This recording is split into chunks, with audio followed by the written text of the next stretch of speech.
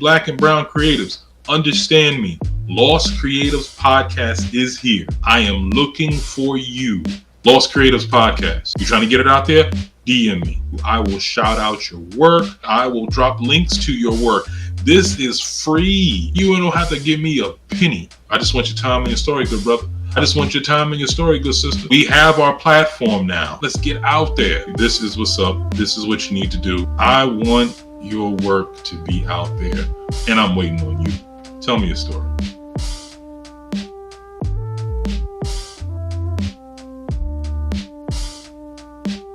Okay, welcome back, everybody, and all of y'all to the L.O.S.T Creatives Podcast. I am your host, Ijlal Abdullah Muhammad, and as always, we about to get in some things. So today, I have another spectacular guest that I'm very excited to interview and to introduce to you all. I did see her work online on Instagram, but she came highly recommended by another creative that I was speaking with previously. And I always love when I'm speaking with creatives when they refer other Black creatives to the show, because that's what this is about. You know, scratch each other's backs and help each other out. So I'm really interested in hearing her journey. Just by seeing her work, I'm excited about hearing her journey. So without further ado, let me go ahead and introduce this wonderful good sister. Her work has been featured in publications since 2012 to all the way up until 2022 and beyond. She's the recipient of the Best in Black 2013 Photographer of the Year Award and the M. Tinsley Award 2013 for Best Photographer. She's the owner of Erica Dunlap Photography and Major Blue Studios located in Whitehaven, Memphis, Tennessee. Creatives everywhere, please put your hands together for Memphis, Tennessee's own Erica Dunlap is in the building remotely. Good evening, good sister. How you doing? I'm good. How are you? I'm great. I'm doing all right. It's a Sunday. I got a world-renowned photographer, I'm interviewing. I'm feeling all right. I can't complain. We're good. Nice to see you. Yeah, thank you. So, check it out. Before we get into the creative journey, I gotta say this. Those glasses are fire. Thank you. Those glasses are fire. I'm looking at them. I'm like, oh snap. Let me, okay. Are those for me, or that's just how you rock every day? Just how I rock every day. Okay, cool. I got a plethora of glasses. Are you serious? Like you're a glass person? Oh, okay. Yeah. Nice. Oh, yeah. Nice. Mm-hmm. Well. Okay. So that's how you rock every day, but you chose those specifically for me today. Well, these are my blues. So this is, my everyday glasses, and it makes me feel like I'm being studious and talking. Oh, okay. All right. Well, thank you. Thank you for putting on your studious mode, for the kid today. I appreciate that. You're welcome. All right.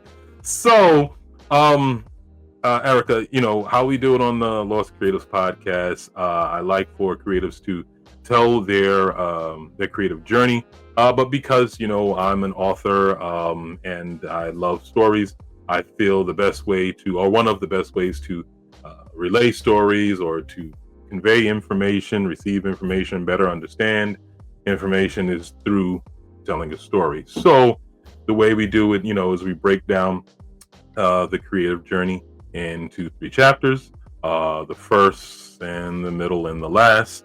Okay. And within there, you let us know how it all began all the way to where it currently is.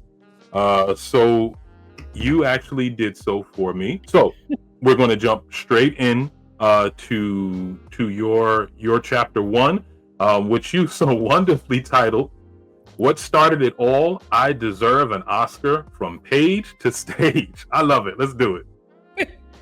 Well, I'm the only child of a single mother. Okay.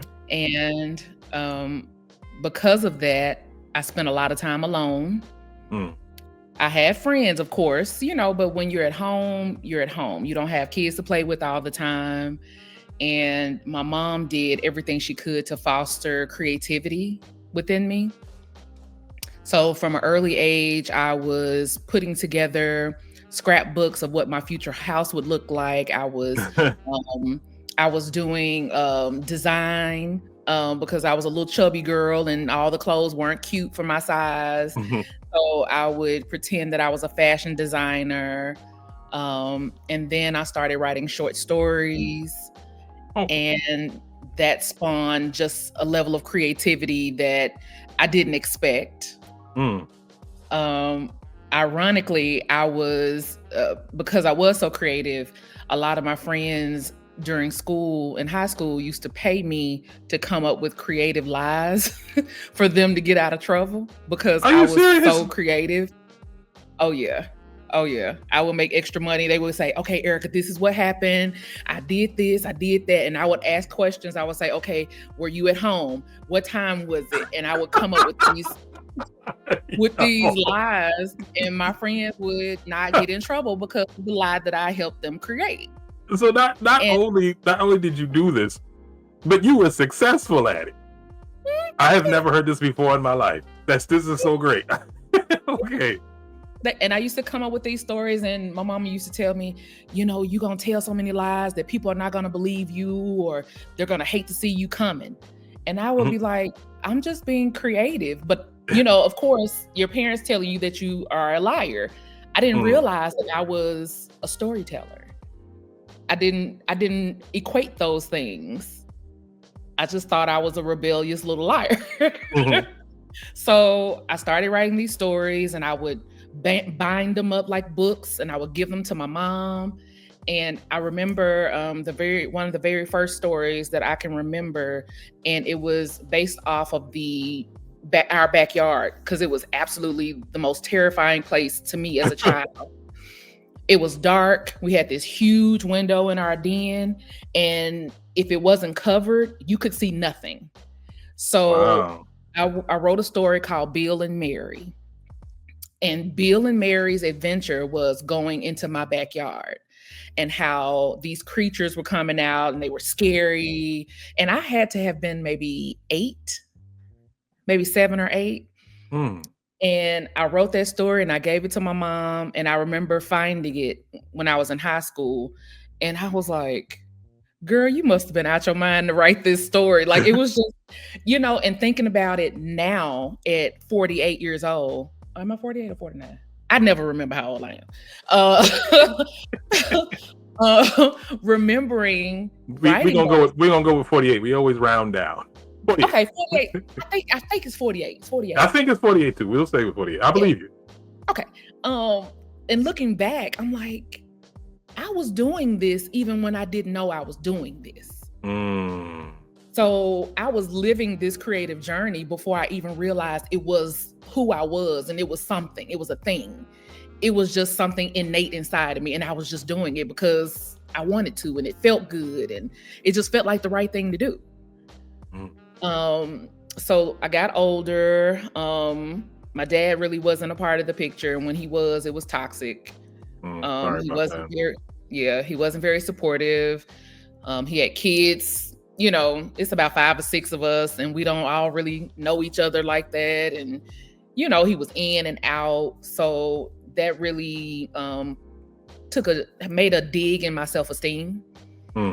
I had a couple of incidences with him that scarred me for life, as far as how I dealt with men, how I dealt with relationships, how I saw myself as a woman and as a Black girl.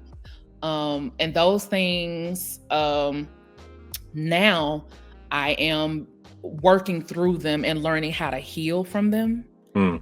But I realized how much they defined the person that I became. So high school was shitty. I mean, yeah, it was shitty because, you don't know really who you are. No, not at all. You're just trying to fit in. You're just trying not to be the person that they sit up and check all day, because that's a Memphis thing. We check each other. If your shoes raggedy, they're gonna talk about you all day. If you fat, they're gonna talk about you all day. All day. So you carry that with you all day long, and then you come home to a loving situation where your mother is like, oh, you're beautiful, oh, you're talented, but you're like, everybody at school just called me fat. They, you know what I'm saying? So you're conflicted. So I spent a lot of time pretending and compartmentalizing things. And so I would, make the joke about myself before they did. I would I would distract by, being funny.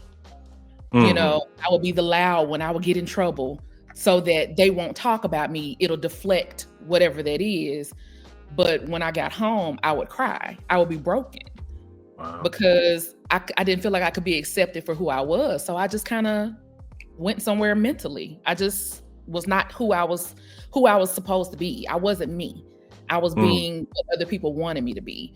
And that became a really horrible cycle that I'm still today trying to figure out how to maneuver out of. And so I really didn't do a lot. A lot of people say, oh, I was a part of this, I was a part of that in high school. I barely graduated, but I did because I really didn't care. School was like something I was made to do. I didn't like it. But once I graduated, I was kind of like a wild child. I was buck wilding. I was out in the streets, smoking weed, just kind of working, making money, spending money, just being real reckless and frivolous. And it took several years, but when Def Jam comedy was on and they spawned into Def Poetry Jam. Yeah. And I sat in front of the TV and I was like, I could do that. And so I started writing. And I had already been writing. It started with my short stories. I would write, I would create songs. I was a little kid creating commercials in the bathtub, using the bubbles and, making my own little products. But seeing Def Poetry Jam really gave me a focus. And so I started writing, and I started writing everything that I was feeling, whether it was anger, frustration, the love I longed for. I started writing. And then I found a place in Memphis that they were doing open mic. And it took me a long time to get up the nerve to go. And I went with my little paper, my little notebook, and my hands were shaking. I was so nervous. Wow. You're talking about somebody, I have a big personality. You would think, oh, it shouldn't be hard for you to do this. But my own mother didn't even know I can sing until I was probably 18. Wow. Because I was too nervous to let anybody else feast off of my talent, because what if I'm not good enough? Because I've been told I wasn't good enough by everybody else. So I went to the open mic, and it was at Funny Man Hot Wings. He was a comedian, and he had been on, some of the big shows, Prescott. And he was, he was heading up there. He had a pretty good following. He was doing really well. I went up there and my paper was shaking. It was like, and I'm reading and I'm choked up. And when I got through reading it, these people were just, oh my God, oh my God. And I was like, really? Y'all like that? That's for me? Really? And I found a community, and they opened their arms to me and they welcomed me. And I was like, oh, this is awesome. Like people listened to what I had to say, and they liked it. I found this confidence and they liked it. And so I ended up with these friends who helped cultivate this poetic energy. They encouraged me to sing and use my voice. I helped co-write plays. Nice. I was a part of the this whole campaign about the South, and my commercial was on TV. They actually played my version of it more than anybody else's. I Wow. did, so I got to really hone that little girl dream of wanting to be on stage and Mm. be, I wanted to be on Broadway. I wanted to sing, I wanted to dance, I wanted to do all these things. And now I have this community that sees something in me. So I did that for a lot of years. I performed. I actually came out of retirement in 2014 and did my first real slam Wow. with Southern Fried Poetry Slam. Okay. I did, for somebody who had been retired for a couple of years at that point. I placed pretty good. So I had a great time. And I can say poetry saved my life. Poetry was the reason why I found a reason to keep going. Mhm. And after poetry, before I stopped poetry, things in the community kind of changed. When you're in a small town, people get, they get sometimes, I call it this mafia mentality. Okay. Where now it's like, okay, you got this group over here and they do poetry on this night and they went to this show and they got a problem with this other poet. So it's like hip hop. Oh, wow. Really? Yeah. So it's like poetry beefs. This is weird. Okay. I just want to write in freestyle. Like I just want to do, that's all I want to do. At that point, I was a single mom. And I was like, I just want to get out the house on Fridays when my daughter's with my mom. And I don't want to come for beef. This is not what I want in my life. Mm-hmm. So I took a step back from that and I went back to school. And school sucked because why did I do this again? So I did that for a couple of years and found myself hungering back for poetry. Oh, okay. So I got back in it a little bit, and then a friend of mine at the time, she was a graphic designer and she was doing photography. Mm-hmm. She invited me somewhere. I had did a couple of photo shoots. I had been on a cover of a magazine as a plus size model. So I wasn't like just silent. I was completely, out. New to it. Yeah. I was doing things, and I had gone to a studio that she was working out of with another photographer. And I don't remember what happened, but she was like, here, go take a picture of somebody with this. And I was like holding this camera and I'm like, I don't know what to do with these buttons. Like, what am I supposed to do with this? And so I went in there and I posed her, and I don't know what my brain was thinking when I posed her this way. It was so odd to do it. And then I took the picture and it was like, you know how when you watch cartoons and they meet the other person and the stars and you hear the birds singing. The moment I hit that shutter, man. No, I'm serious. It was like electricity ran through my finger. And I heard the voice of all of my ancestors, my spiritual guides, everybody say, this is what you're meant to do. This is what you're supposed to do. Just like that. Wow. Within like a month or two, I had saved up $450 and I found my first camera on Craigslist. And I have been doing photography since then. One of my closest friends, who is still my friend to this day, was my first model. I went to her apartment at the time and I said, put on something sexy and we're finna take some pictures. And I started then, and she sent me those pictures a couple of weeks ago, and I realized, I was like, damn, so I was always this good. Man, I was nice from the beginning. I didn't even know how to use my camera, and I was still good. So I'm thankful to all the people that was like, "Hey, I'll pose for you. I'll do this for you." And after getting that camera, my brother at the time, play brother, he set up my studio, my first studio, in the living room of my very first house.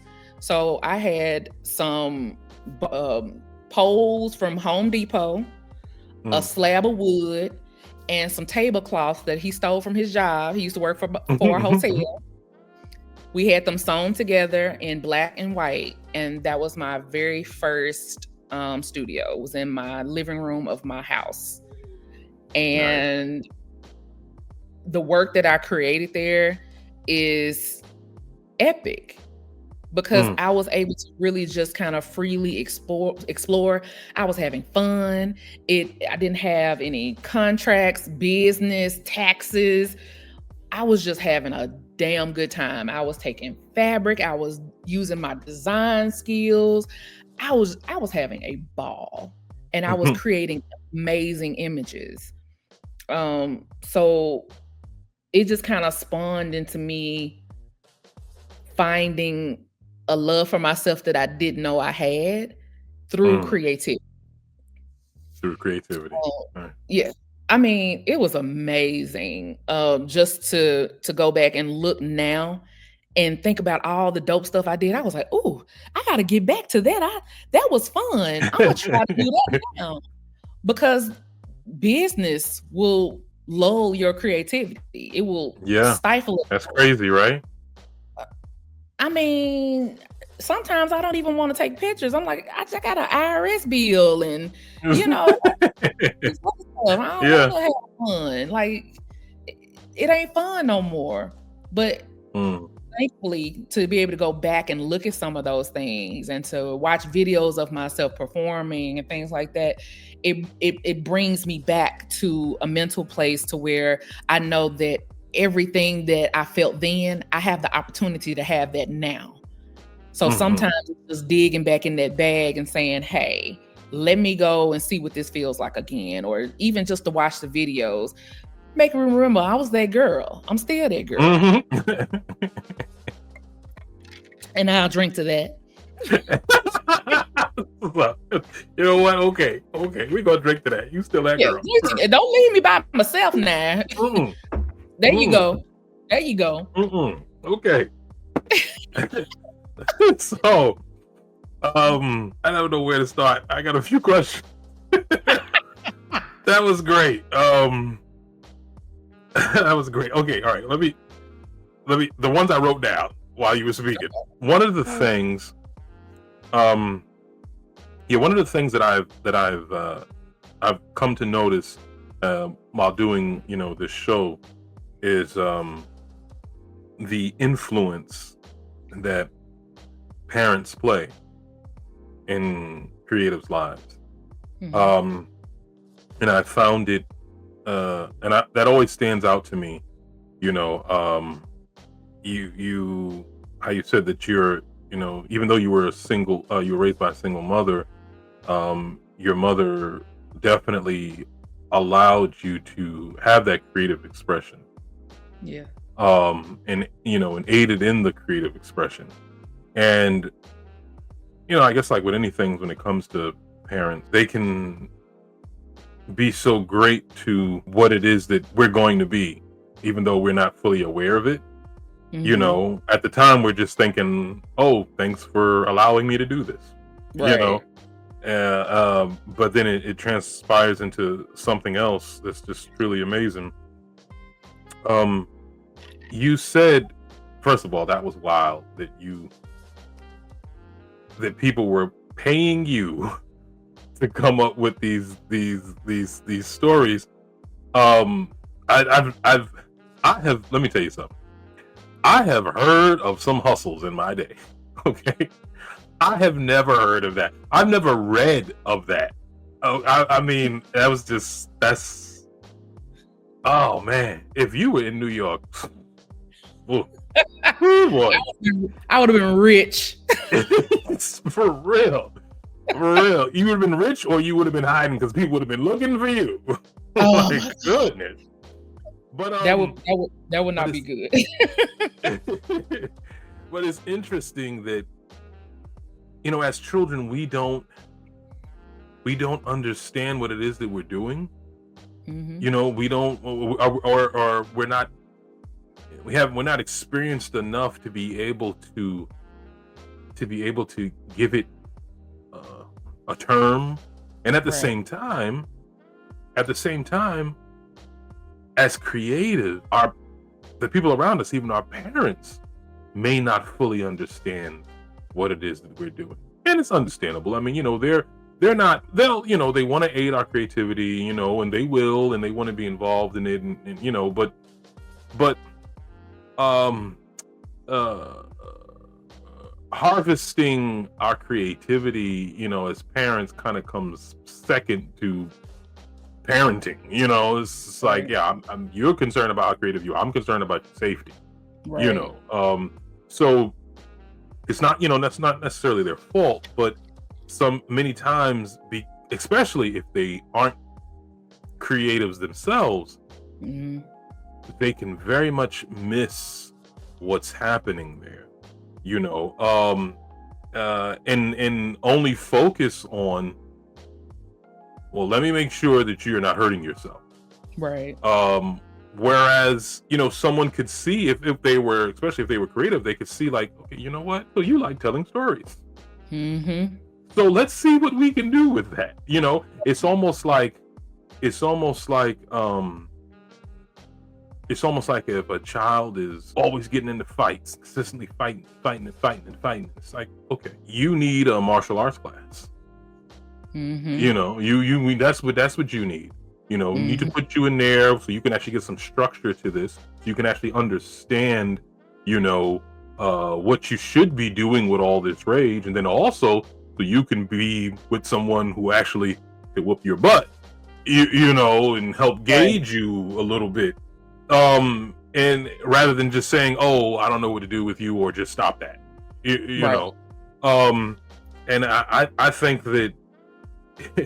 And I'm gonna tell you right now, as a parent, I definitely would have been like, all right, you gonna get yourself in trouble. Okay. You can't be doing this. Like, you can't be doing this. This is not good. You know, especially, you know, if you're coming at it from a moralistic perspective, you know, but at the same time, because I am a creative, I would have, let's see how far we can go with this. Let's facilitate this gift that you have. That's what it is. I guess that's Hmm. where I'm trying to go. Identifying that gift, you know, because we're not even into chapter 2 yet, and we're not even on to photography, and I'm Right. blown away by that. I was speaking with I interviewed another creative, DeMar Hmm. Douglas, excellent painter. um he creates murals. He's a comic artist, an illustrator. It's just really wonderful creative.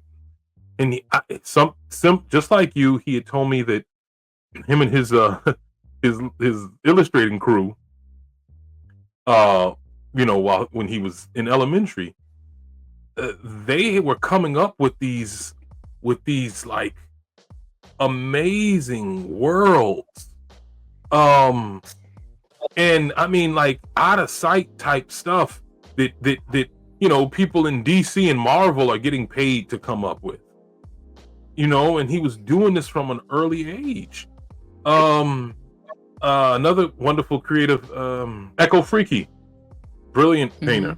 The way he looks, the way he sees color is just, it's like on a genius level. It really is, in my opinion. He was explaining to me that, you know, he came up with this character, and I'm whenever I hear these things, I'm like, and you were how old when you did this? You know, and then what's so funny is, unfortunately, a lot of those things are like left at that age, Hmm.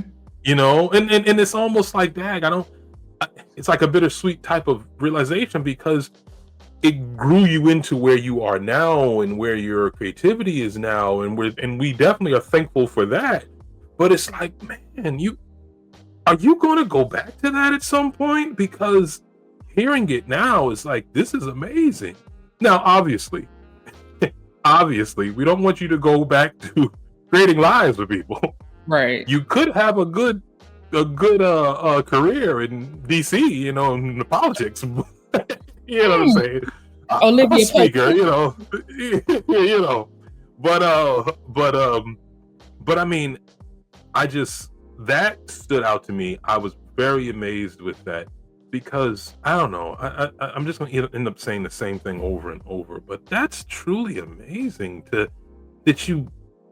I don't even understand. I mean, that's every kid tells a lie, you know, and make sure I said every kid, everybody, kids and adults. But you made it into a form. Like you had a process. You understood, okay, give me the breakdown. Where were you? What do you want from this? Okay, and who was involved? What don't you want to happen from it? Like you, and then with that information, you knew exactly where to go, tailored for that person. Mm-hmm. That's more than just storytelling. That's more than just storytelling. It's curating, and what's the word that I was trying to come up with? More than curating, it's anticipating what, you know, the outcome. Mm-hmm. You know, and hoping it pan out. Now I ain't gonna lie and say that everything that I lied about panned out for me, because it didn't. Yeah. But the things that I came up with for other people, they were successful. They didn't get in trouble. They didn't get on punishment. Now I got in trouble a couple times because, you know, my stuff didn't add up. But I got in trouble over the big stuff. It was never the small stuff. Never the small stuff. Yeah, it was like sneaking guys in the house, and then the neighbor calling my mom, and she coming home from work early, and he can't get out the back door or the front door, so he hiding in the dining room. Stuff like that. You know, I don't know, good sister Erica. Maybe you need to like get on ChatGPT and be like, okay, ChatGPT, this is what I do. Now, how can I turn this into a professional career? Like, I mean, that is amazing. I have a book. I have 2 books that I have started, and I keep dropping the ball and not, you know, going through with it. It's either out of fear or laziness of why I haven't completed these books. Because when I talk about it and I do things like this, I think, oh my God, I need to write this stuff down. Like, this really happened to me, and I'm not going to always have my mind. I'm going to be old, and I'm not going to remember these stories.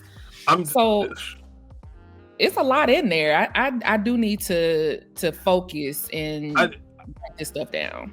Well, you know, that's I guess that's also one of the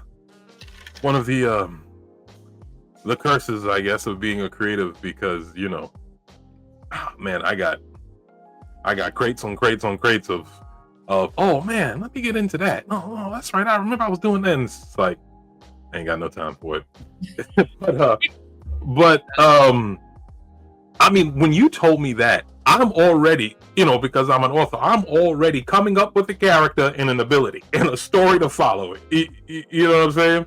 Like that's already happening. I'm just like, oh, this is. It's just because that's don't amazing. Be stealing my stuff. No. I won't touch it. Promise. promise. But I mean, like, that's okay. That was by far one of the most interesting and amazing things I've ever heard a creative express that they did creatively as a child. And your reaction to it makes me really want to dive into that more, because I've told this story to a lot of people and didn't get the reaction that you gave me. So it's really making me kind of like, Well, my question to that is, these people that you have told us to, were they creatives themselves? No. I don't think so. You see? See, now you got my brain moving. I feel like I ain't gonna say it out loud because somebody might be like, "Ooh, let me." No. Keep it to yourself. We don't have to go into that. No. But I mean, yeah. Look. I'm. This is the thing for me. My brain will just start going when I see something creative, when I hear something creative, and I can't help it. You know, and I don't want to help it. tell you the truth. Yeah. You know, when I'm not getting things done, then I want to help it. You know, then I want it to stop. Shut off. You know, but yeah. So that's what I was saying when you said that. I was just like, oh my goodness. And you know, I'm always admired by things that are just amazing to me. Like creatively, I can't help but just be I'm so taken aback by them. It's just in a good way. But let's definitely, you know, take that and make it as a good transition straight into chapter 2, which you titled Breakthrough / Turning Points. So many. I lost myself, then I lost her. These titles are just getting better and better. So yeah, let's do it.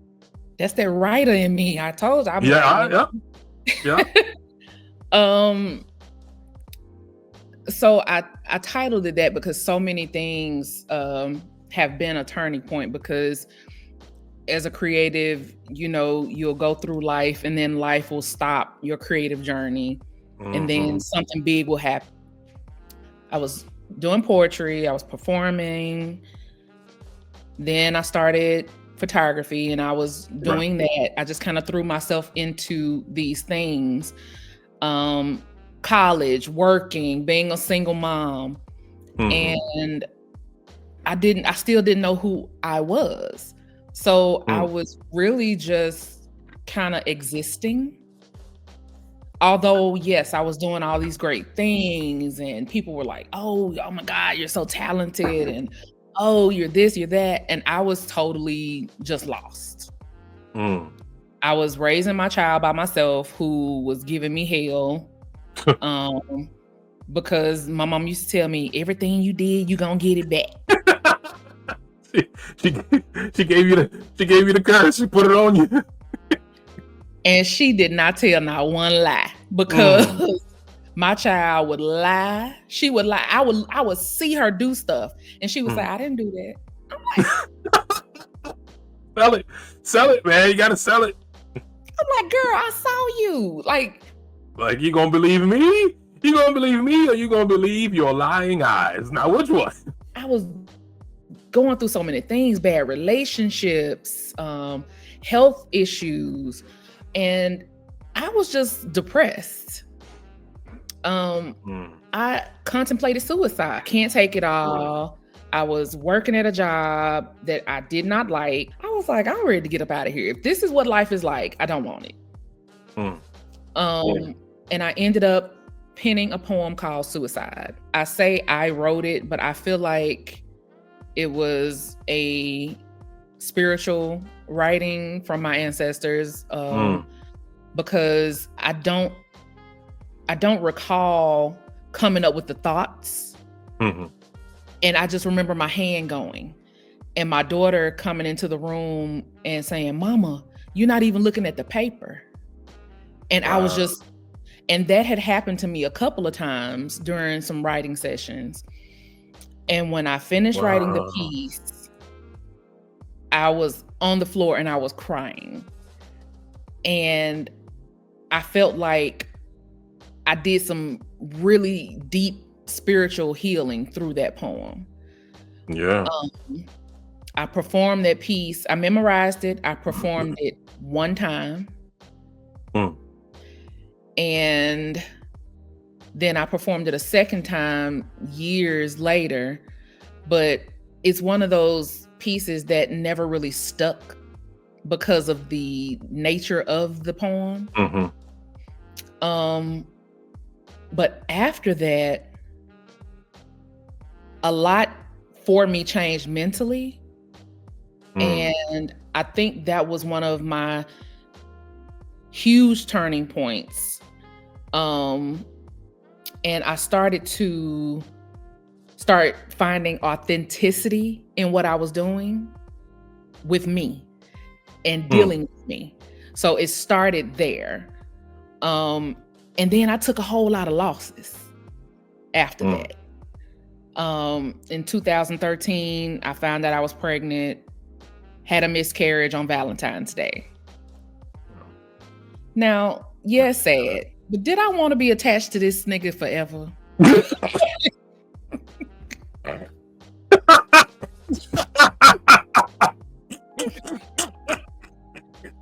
I mean, Okay. I guess there's always a silver lining. a big one. Okay? A big one. Okay. So while I was sad, that happened. Right before that, I lost my house. I got caught up in the GMAC scandal from. Oh, wow. And they illegally foreclosed on my house. So I was young. I was still in my early 20s. I didn't know any better. I didn't know I had legal recourse. Mm-hmm. So I lost my house. Then I ended up pregnant, had a miscarriage.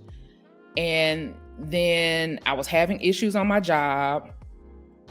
And then my mom got sick. I had just taken a 10-month leave from work. I was under the care of a therapist and a psychiatrist because I was having panic attacks at work. I was off for 10 months. I came back, and a few months after I came back, my mom fell sick. She went into the hospital. She had Legionnaire's disease. And then she got out, and then she went back in the hospital. So I'm an only child.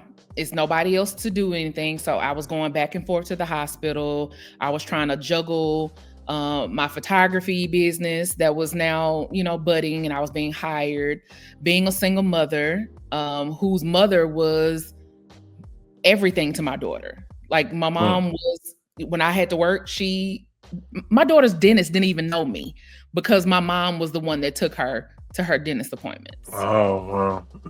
So my whole world was kind of rocked.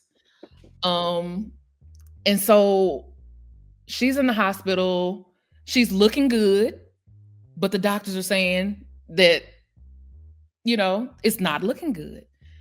Find out that she had bone cancer and congestive heart failure. And I'm an only child, and she's the only person that I've ever known.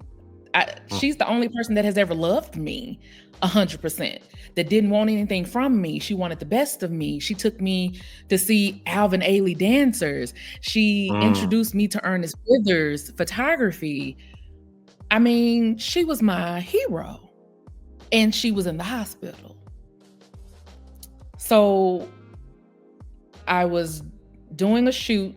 She had been in the hospital maybe a month and a half, maybe like 25 days. I had a photo shoot, and I had been going back and forth to the hospital. I would go to work, do my little photo shoots, and then go to the hospital. This particular day, I had a photo shoot, and I was exhausted. And I wasn't going to go to the hospital, but something told me, no, go, and at least just spend some time with her. Don't, just go. So I went to the hospital, and I took my iPad with me because I was like, I'm working on some designs and things, and I'm gonna, do some work. And I said, when my battery dies on my iPad, then I'll go home.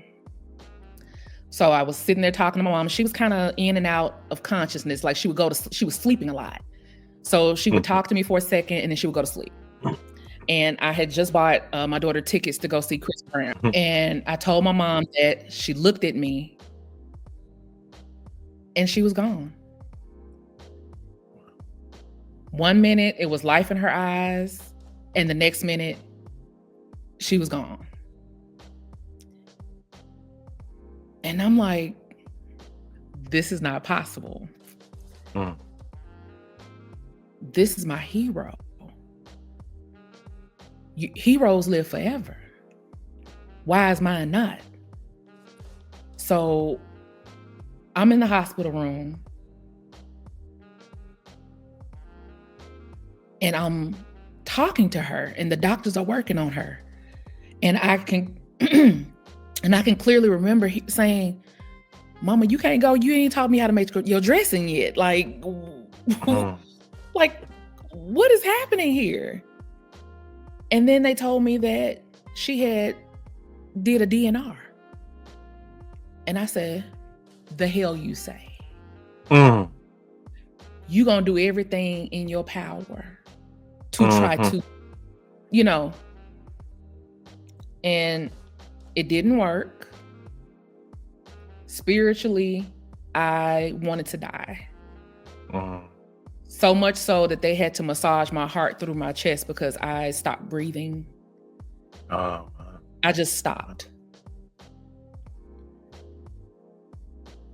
From that moment,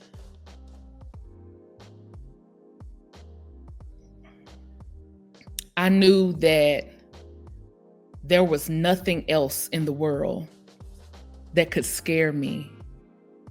There was no other fear in this world because losing my mom was my greatest fear. And at that moment, I vowed to live out every dream that I ever had because my mother had told me she didn't have that type of dream. She didn't have the type of dream that I had with photography or design or fashion styling. She didn't have those things. And because she said she didn't, I said, I have them all. Everything I've ever thought of, I'm going to do. I don't care if I do it poorly. I don't care if I never make a dime. I'm going to do it. And she's been gone 11 years. And I have been trying to make her proud with everything that I do. That's from going to therapy to try to dig up some of these roots, learning how to love my whole self, being myself, being honest with myself. And it's been a long journey. That 11 years, I've lost friends. I've lost relationships that I thought they would be there forever. And I realized that I am everything I need. And because my mom gave me culture, she gave me, I have her whole face. Like she gave me. I don't need anything else. So I went to the day my mom passed, they wrote me up at work. Because I decided to leave work early the day before. So they wrote me up, and then I go and my mom passes. And so now I'm in a tailspin. I'm really like mentally, I'm done. My daughter's in shambles.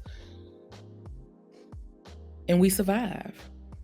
The biggest heartbreak in my life, I thought I was going to die, but we survived. And it gave me the power to say, okay, you survived that.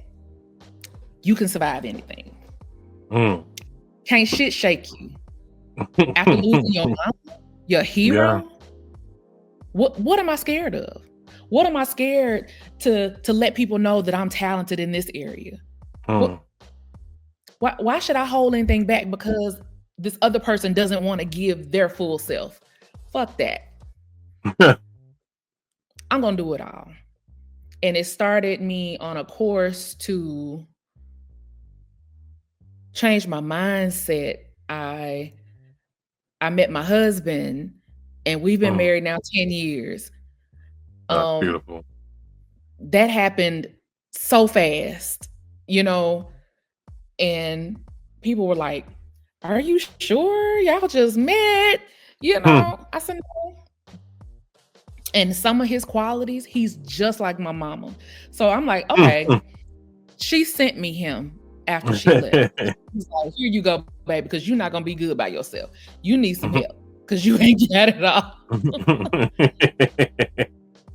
And I know that she honors my relationship. I know she's honoring this path and this journey that I'm on because I feel protected. I feel, it's not one of those things where you like, oh, everything is bliss and, I'm selling paintings left and right and I'm staying booked and, I'm not struggling. It's not that. It's that her leaving gave me the freedom to believe that everything will be okay. Like, I may not have number $30, but I have the freedom to do whatever I want to do.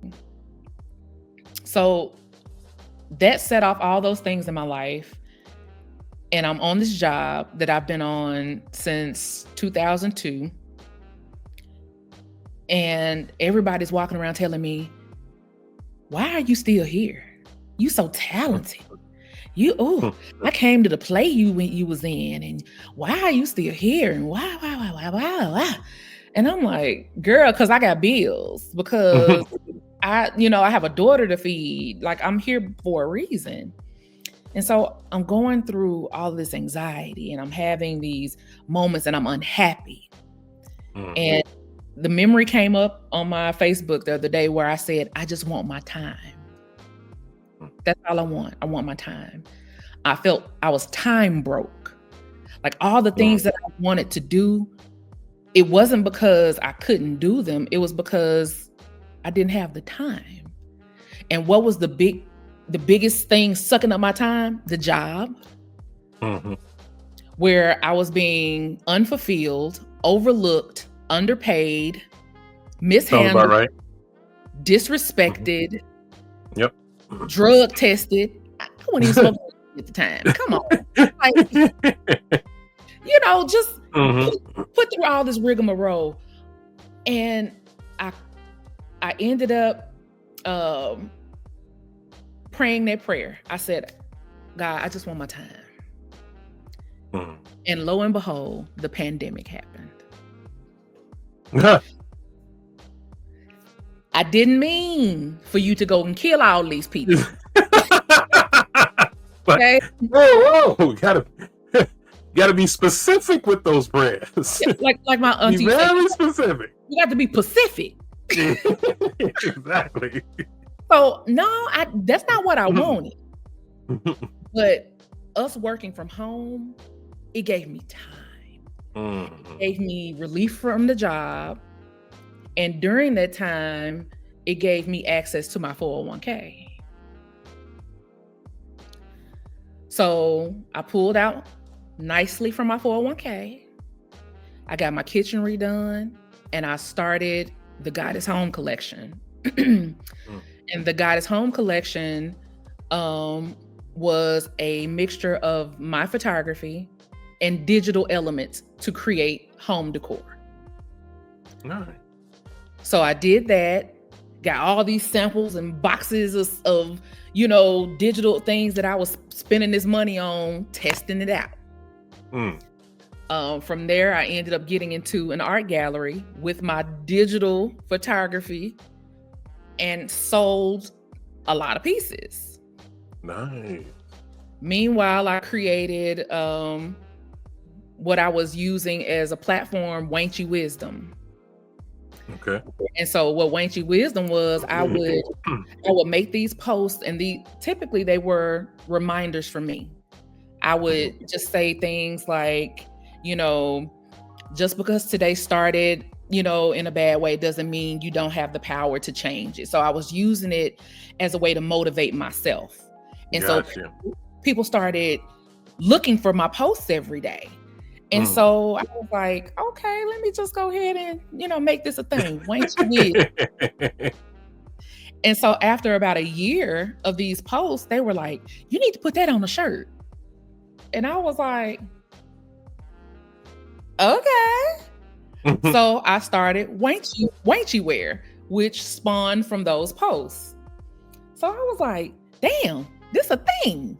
Like, okay, let me keep going. So 2 years did that. And I was like, okay, if I can do all of this, then it's something there. Let's see what happens. So the momentum was going good for that. I was making my posts. I had created a different page for Wank You Wisdom and Wank You Wear, and things were pretty good. I was, I was in investment mode, so it wasn't a lot of money being made. Right. But the buzz was there. Like people were like, I had a talented Black cartoonist to draw out, my avatar. It was a gold grill that said Wanch. You know what I'm saying? Like it was No. Yeah, she was like, she was gangster. You know what I'm saying? She looked like me. I had blue hair at the time. So it was going good. I was like, oh, okay. So let's see what happens. So I did that. And then the pandemic started waning and they wanted us to come back into the office. Anxiety came back immediately. Just like that. Soon as they gave us a date, I was sick. So we go back into the office.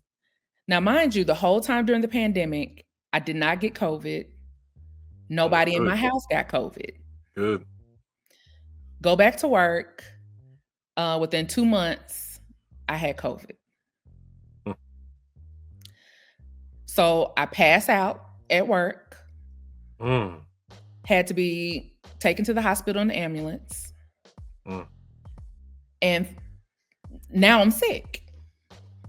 So I ended up filing reports with HR because they had taken away all the precautions. And I sat across from this man, coughed all day long. I reported it. I sprayed Lysol. I wore masks, and I still ended up with COVID because they had totally got rid of all of their protocols. So I ended up winning a reprieve, and I got to work from home after that. Nice. This was in March, April, May, during those couple of months. Okay. November comes, and actually the anniversary of that date just passed. And I was at home. I was getting ready. I had a studio rental that day. Another photographer was renting my studio that I spent a whole lot of money on during the pandemic to get done. There you go. I get up. I log off for my lunch break. I go get in my car, and all of a sudden, the whole garage starts spinning. I'm dizzy. So I get really hot, and I'm like, whew, okay, maybe I have vertigo. So maybe I turned my head too fast, or, maybe I just got a little dizzy, or maybe I didn't eat enough. And so somehow I backed my car out of the driveway. When I came to, I couldn't move my arms. Ooh. I was slumped over in the car. My car was still running. I had soiled myself. Oh, wow. And I'm freaking out because I'm like, what happened? I don't even remember rolling out of my garage. So I got my hand moving and I was able to reach my phone. And it just so happened my godson was home, but he was asleep. I called him and I said, Jalen, come downstairs. I'm in the car. Something is wrong. Call 911. I put the phone down. He came out and I couldn't move. I couldn't stand. I couldn't do anything. Ambulance came. They took me to the hospital. Very racist experience. The EMTs were racist. The hospital, they dismissed me. They said that my symptoms were because of my vertigo, and they sent me home. I got in my car. My husband was driving me home, and I felt okay. But when we got home, I couldn't make it into the house. So my husband got my rolling chair and rolled me from the front door into the house. Before I can get 2 minutes into my house, I had another seizure and had to go back to the emergency room. Got there and found out that I had a saddle pulmonary embolism. And what that is, pulmonary embolism. What that is a blood clot that was covered on both sides of my lungs, left and right. Oh. And it was massive. So massive that the doctors were like, this is going to go in a medical journal because most people do not survive this. So I go through the procedure, they do the surgery, I come home, and I knew right then that I could not go back to that job. Yep. There was no way. At that point, I felt like I almost died. My life on the line. And I felt like it was a clear sign to say, if you don't give you an opportunity to do what you want to do, you're going to die. You can't keep doing the same thing, thinking it's going to be different. That's not how it works. So I had made the decision then that I was going to leave that job. I had to. So I worked my butt off to pay my car off. I didn't have any savings. I had already touched the hell out of my 401k. No, the 401k, yeah. So I knew it wasn't a lot there. Yeah. I could not do that. I couldn't. So as I was recovering, I said, okay, what are you going to do? So it was getting time for me to go back. So I decided to take a sabbatical. I worked for Nike. So one of the things that they give is that after you've been there for 5 years, then you get what they call a sabbatical, and you get up to 8 weeks off as long as you have a certain amount of PTO. Okay. And then you get it every 10 years. So I was like, okay, I got a sabbatical coming up. I'm going to take my sabbatical toward the end of my medical leave. And then the last 2 weeks, I'm going to put in my notice and I'm going to quit. The only reason why my husband went along with this is because he saw me close my laptop one day after working and burst into tears. I was so unhappy and I was so depressed that I couldn't see straight. I couldn't function. It was hard to clock out from 8 hours plus of a job that didn't respect me to go be loving to my husband and to go to dinner and try to be creative. I just could not do it anymore. And he said, we'll make it work. Don't know how we're going to make it work. But we'll make it work. Yeah. And that day, I typed up my notice and I put in my retirement notice. My job, now, mind you, I had been there 20 years. They gave me a retirement party that consisted of store-bought cupcakes using trash bags as the tablecloth. When other people have retired from there and gotten catered events, and they send a notice out to the whole warehouse so that everybody that you work for can come and sign a pair of Jordans and this, that, and the other. No one got a notice from me. I mean, why even give you one if they're going to do it like that? When I say that was confirmation for me, I was doing the right thing. I left there hurt.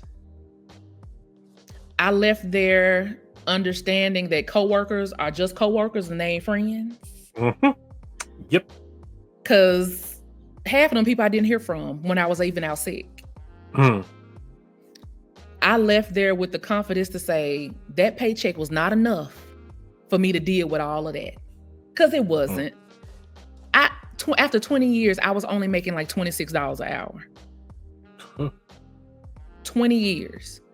So I'm like, yeah, I'll do better on my own. Better to trust me than to trust you to mishandle me. I'm out. Mm-hmm. And it's been 2 years. In February, to be 3. And I'm just now at the end of that, the rest of that little 401k. Whew. Although I've been, doing decently with photography, it's been my freedom that costs that weighs more than that money. No, I can't go out to eat right now. No, I can't go get my nails done right now. But when I wake up in the morning, I dictate how I spend my day. I'm in control of how I market myself and how I spend my day. If my body doesn't feel like doing that, I have the freedom to not do it. I got my time back. So now it's up to me to take that time because I asked for it. Yeah. Now what you gonna do with it? Yep. And that's what I've been doing. It's a constant thing. I was telling somebody else, I was talking to a friend, I got a lot of entrepreneur friends, which is a blessing. That's good. Yeah. And one of the things we were talking about was the ebbs and flows of life. It's this mountain and you succeeded. Now you at the top and you look down and you be like, whew, I did that. Now I want to do this other thing. And because of that, now you got to go back down. Yeah. And you start all over again. This process was the biggest understanding of that for me. Because in your mind, you think, oh, once I get this level, it's going to be smooth sailing. No, it's not. You're going to get up there and now you want to do something new. You got to start from the bottom. Nobody ever starts at the top. That's not how it works. So everything that I went through was building my resilience. It was building my muscle memory. It was building my expectations to get ready for whatever it is I want to do. And now, it don't feel good to be down there, but I know I have the capabilities to survive. You got what it takes. And it's all in me. I don't need nobody else. I got everything I need. And that's where I am right now. I'm on a high. The Friday that I left that job, a friend of mine at the time, she had an art gallery. And that was the art gallery that my digital work was in. She gave me a canvas brush and she said, see what you can do. Nice. And that was 2 years ago. And I can say that the first year that I was an artist, in December of last year, Spike Lee reached out to me to purchase a painting that I bought of him. And 7 months later, he purchased it. And I got to meet him a couple of weeks ago. Nice. Had never drawn seriously. Told myself I couldn't draw. A year, not even a year into painting, because I had just started in February of last year. In December 30th, I get a DM saying, "Dear sister, how much?" Nice. Oh man, that's what's up. And even that waiting, that ebb and flow, it took 7 months for that acquisition to go through. So you talking about somebody who's sitting up here, I need the money. Let's go. Like, and we get this popping because I can't wait to tell everybody. I can't wait to.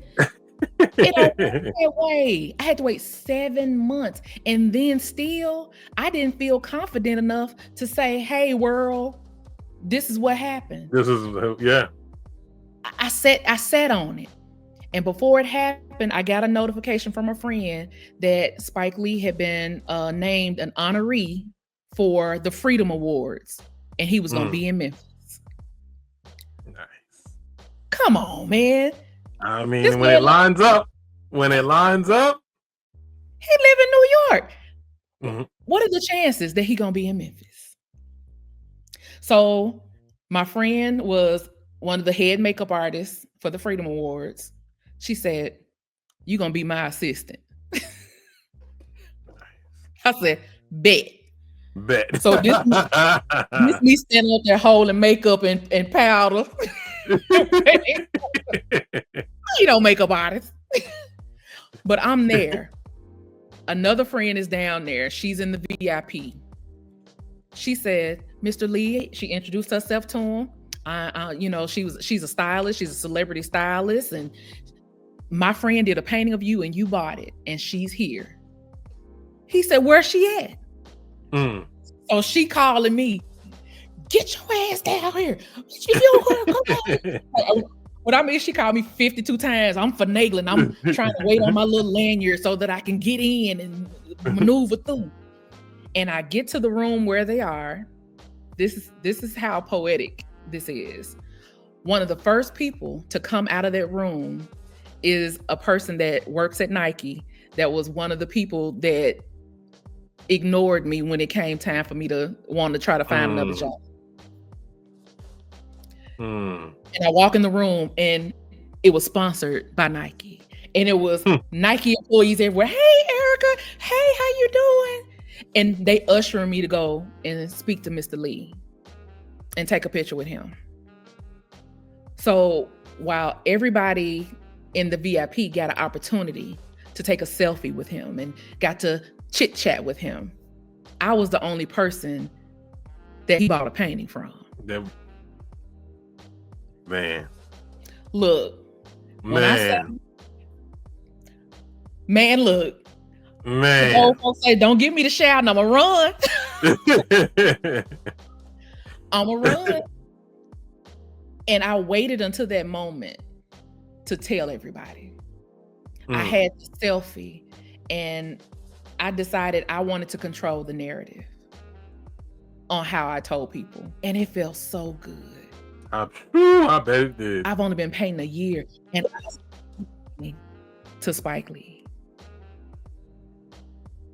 Me. I'm just like, bet. That's all I kept saying, bet. Yep. Next. And then next means I got to go back down again. So now what I want to do. So yeah, I'm going to keep painting. I'm going to keep coming up with these ideas, not just so a legend can purchase my art. It's so that I can keep being legendary myself. There you go. There you go. My mind is blown. I'm still. You still on cloud nine, right? Man, look. I look at the picture and I'm like, man. So I sent him the picture. I said, "Mr. Lee, it was a pleasure meeting you." And I sent him the picture. He saw it. He didn't say nothing. I said, "That's all right. It took you 7 months to buy the painting. You might not say nothing right now. But thank you. Because you saw something in my art. You saw something in what I painted. And you thought it was dope." Hold on. I got a copy of the print right here. Yeah, I know which one you're talking about. Yeah. I saw it on your Instagram, yeah. I was thinking about something when you that you mentioned in COVID, when COVID happened, 2020, my mother passed away. No, that's all right, thank you.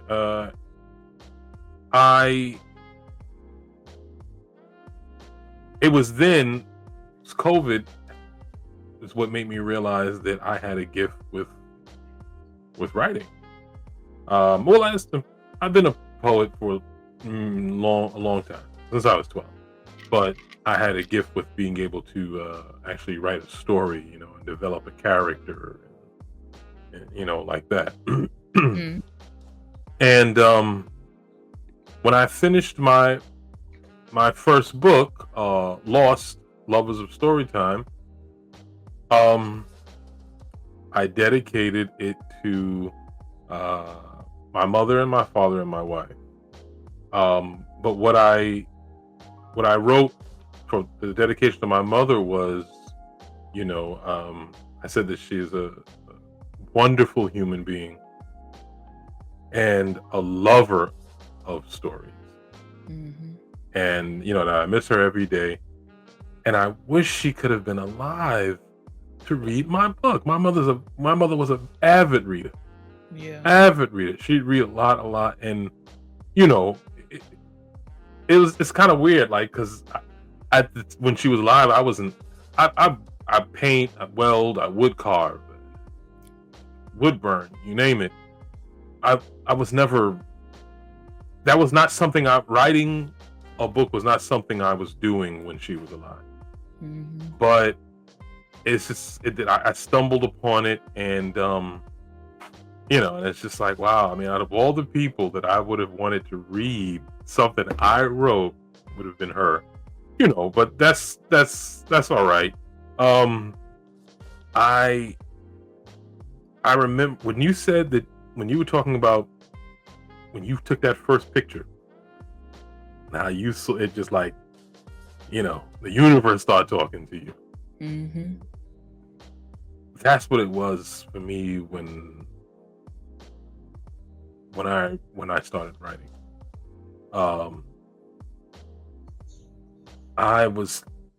It was like I said, I've done a number of things in the past, but I didn't realize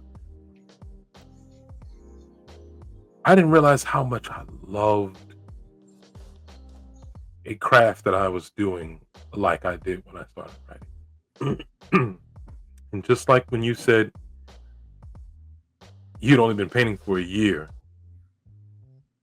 and your work is already up there. When my family read my books, when some friends read my book, and even I don't have a lot working on it, but even the few who purchased it, when they ever found out, it's like, this is your first book? This is the first thing you wrote? And I'm like, yeah, I mean, it's like, I would have never told that. I mean, but here's the thing, right? I think if we gotta give credit to us being creatives. Yes, you've been painting for a year, but you've been a creative your whole life. Yeah. So in all of what you've been through, all of your creative ability, and in the different forms that it has shown itself, all it did was just make that specific form really good for you. Mm-hmm. And that's how I see it when it comes to me writing. It's like I didn't have a running business in elementary like you did, but I mean, people always would say, like, okay, Ijlal, here we go. Make it shorter, Ijlal. Make it shorter. This long story of yours, and that's, I mean, I guess they say New Yorkers love telling stories, but I don't know. I guess I try to show that story in a painting. When I was painting, I tried to show that story in wood when I was wood burning, and I tried to show that, it was something I'm telling. That's how it is when we're creators. We're always telling some type of story based on the art form, that we're using, right? I mean, you mentioned you had mentioned that your mother had took you, to see Alvin Ailey. Alvin Ailey, right? Thank you. Alvin Ailey, you're telling a story through dance, right? I mean, it's just, whatever the art form is, you're telling some form of a story. You're telling a story through a photo. Yeah. Right? So you figure it, I've always been doing it, but just not in the traditional sense. Right. Through different mediums. Right. And then I fell into the traditional sense of telling a story, actually, having characters and so on and so forth. And it was just like, wow, this is it. Out of all, I love painting. I still love painting to this day. But out of all the things that I've done, when I am writing, it's like, did you see the movie Soul? It's an animation. No, I didn't. I haven't seen it. Jamie Foxx is the voice of the main character. There was this scene in it where he's playing the piano. He's in this nightclub and he's playing the piano, and then he just goes. And then like everything around him, the background just disappears and you just see him. He's like floating, and he's just into it. That's what it's like when I'm writing. Yep.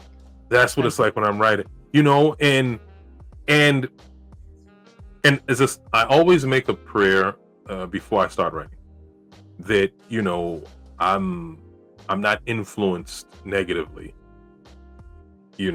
by anything while I'm writing.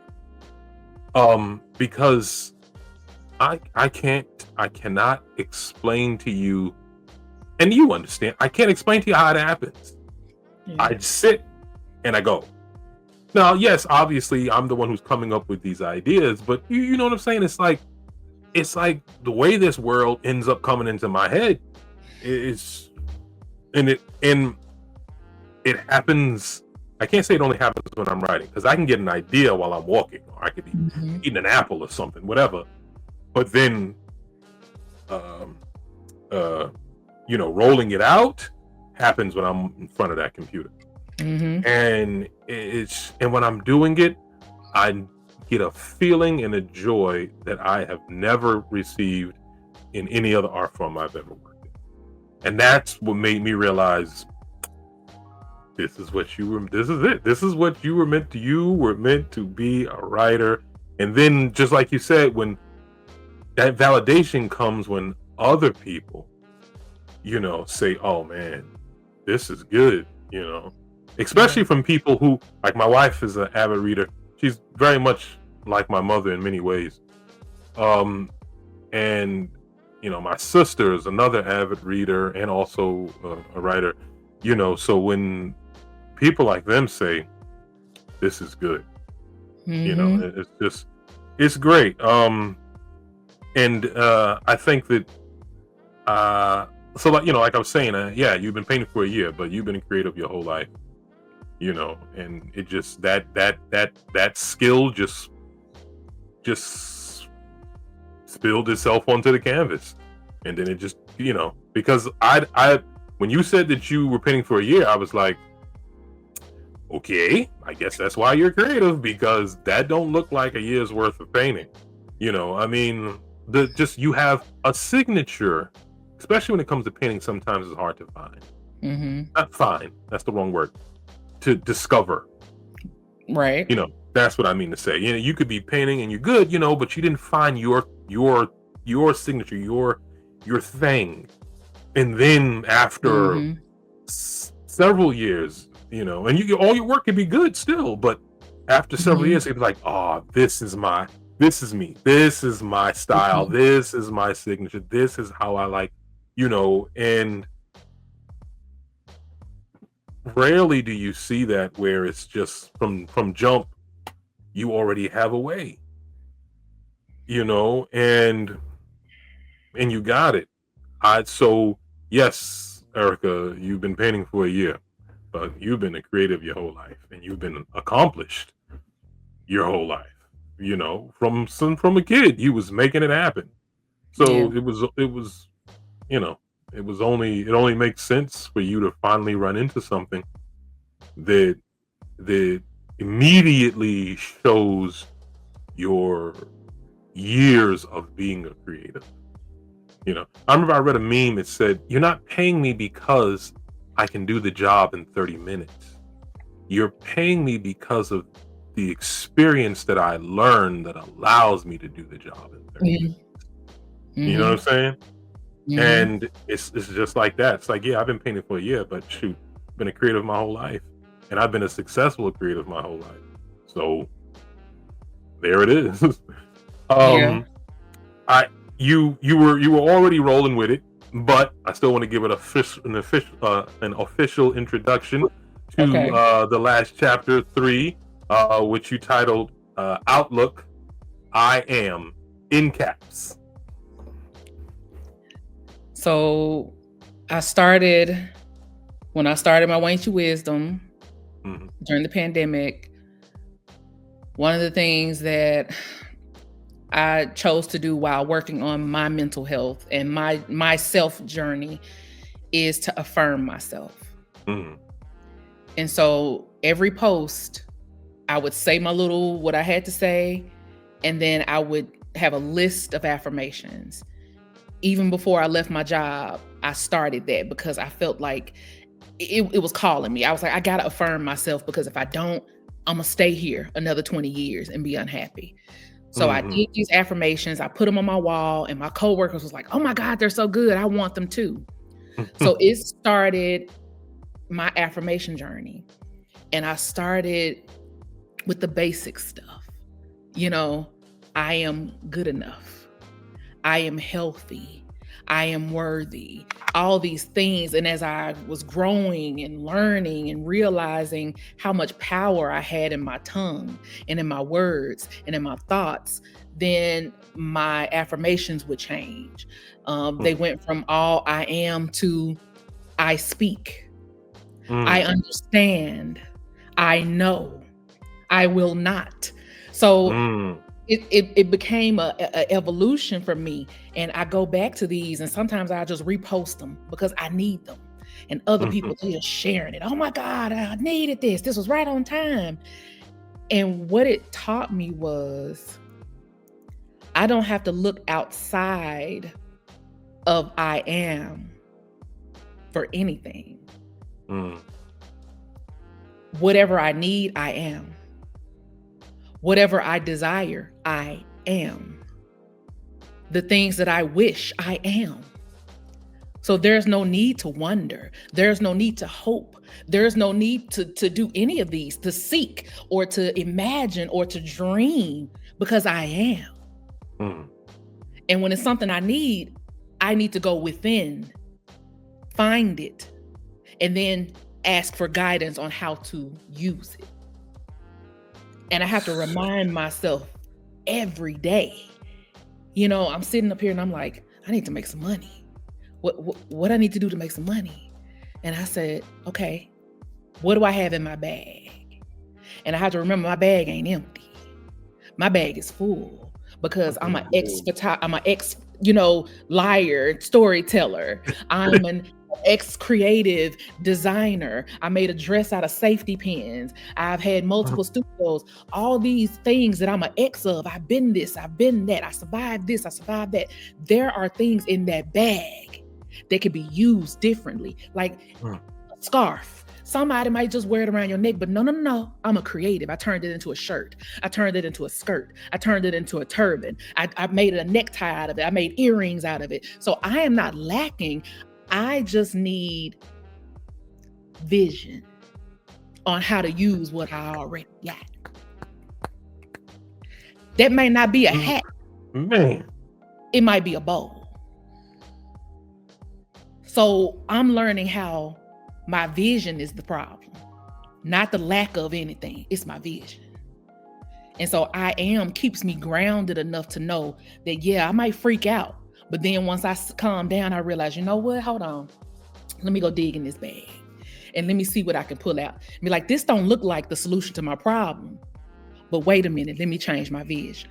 So this is where I have to go into my spiritual bag and be like, okay, let's meditate. Let me and my husband get together. Okay, let's use this time for what it's for. Let's go silent. Let's meditate. Let's turn this off. Let's do this. So I can figure this out. And so I can watch my mouth and my thoughts so that I can see clearly.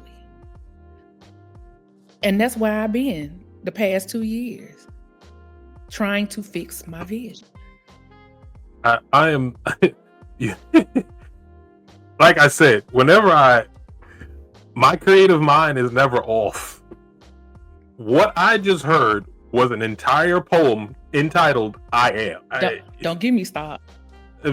No, you need. I'm trying to get you started. Everything you got to write down. Everything you just said. Like, I mean, my friend used to tell me I talk in prose. She's. I'm real. That's why I was sitting over here like, man.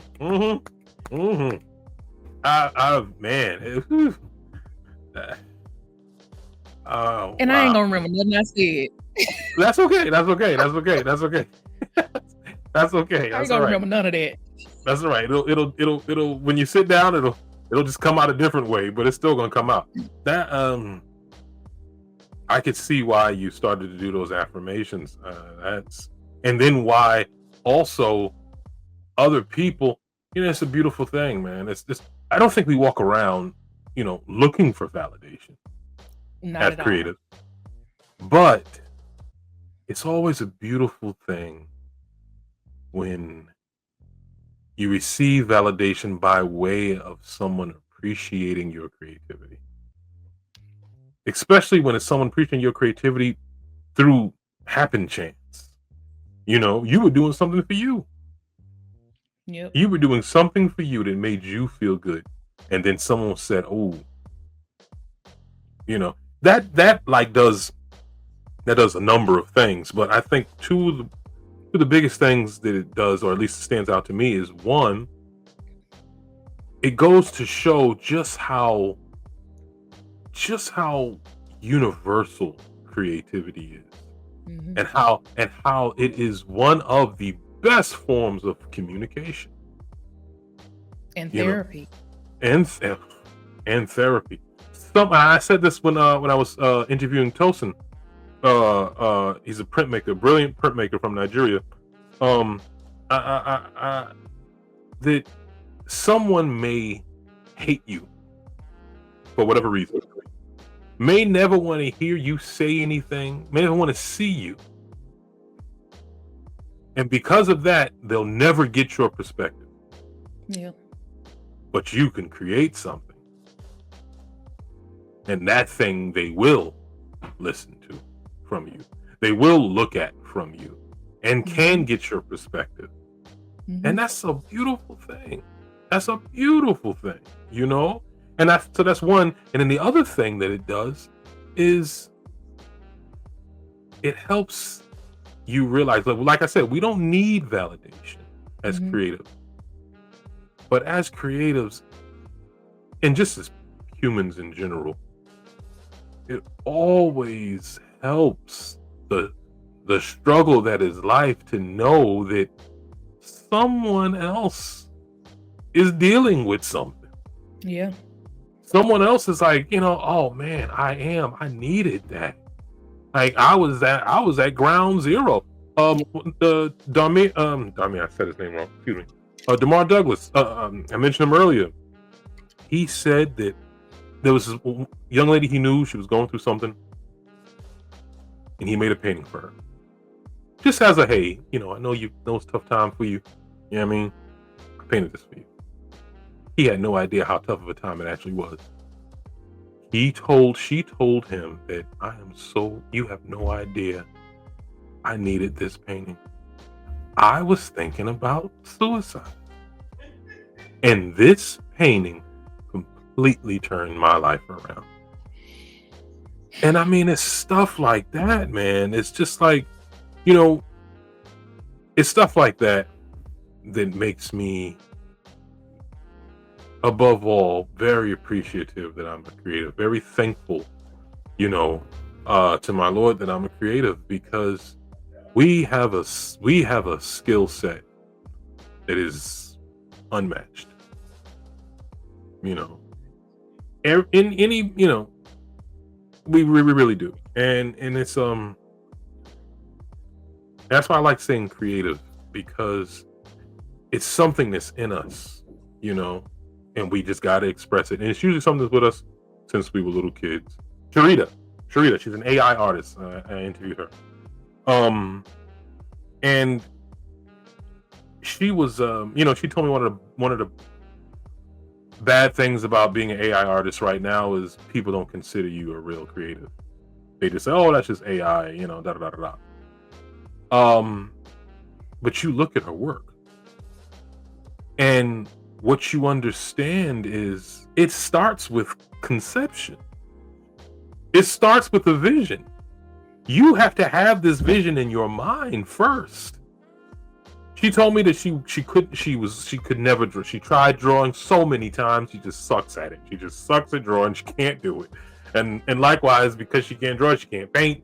So it was like she always had these visions, these things that she wanted to create, but she just didn't. The tools that were accessible to her, she was not good in those mediums at all. Mm-hmm. Until she found AI, and AI allowed her to finally, after all these years, express all of these beautiful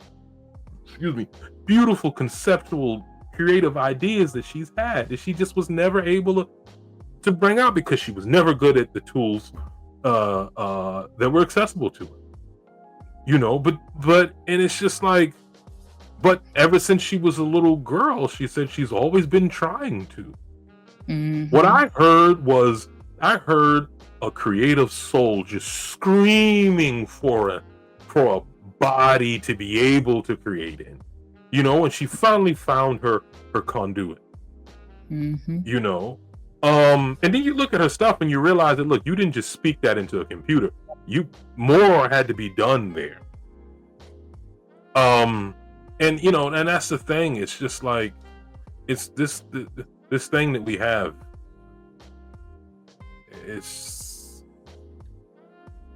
It makes us so unique. Even though there's creatives everywhere you go. Right. It still makes us so unique.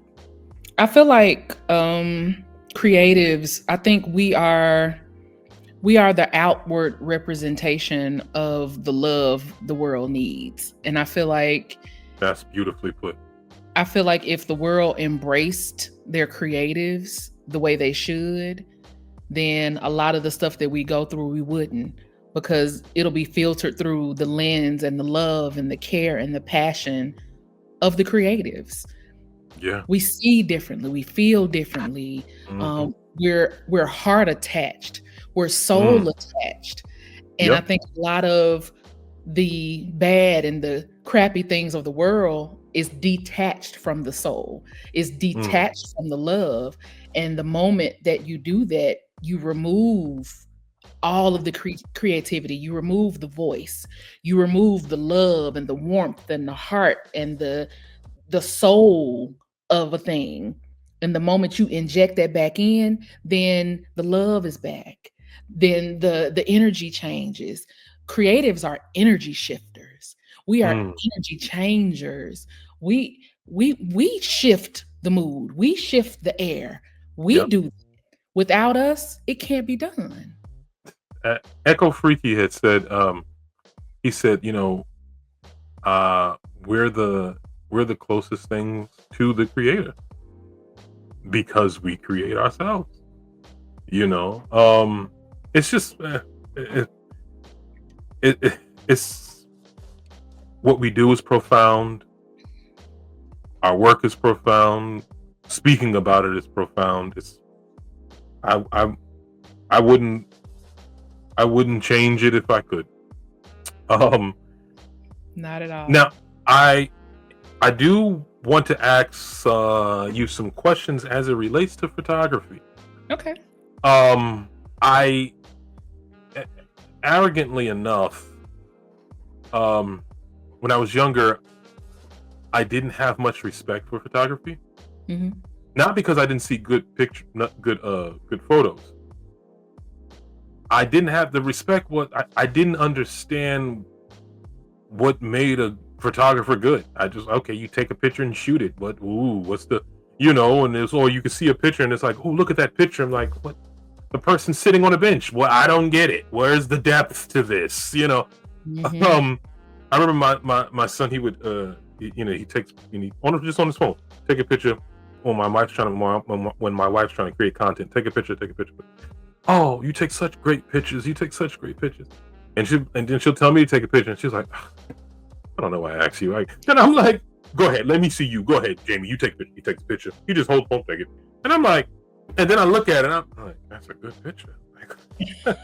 That's a good picture. I gotta, whoops. I'm just getting ready to say, what did you do different? But I'm like, I don't, and that's the thing. It's like, so, you know, what all goes into it, right? Obviously, there's you actually have to, there's schooling with photography, lighting, and stuff, and there are basics that you should learn if you're trying to do this, and but but then there's like, my son will just pick it up and he'll just, but I don't know. It's like whatever.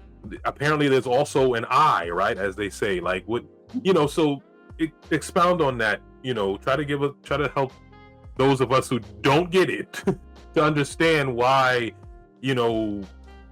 there is a definite skill it comes into not only taking a good picture, but also if you could explain what makes a good picture, if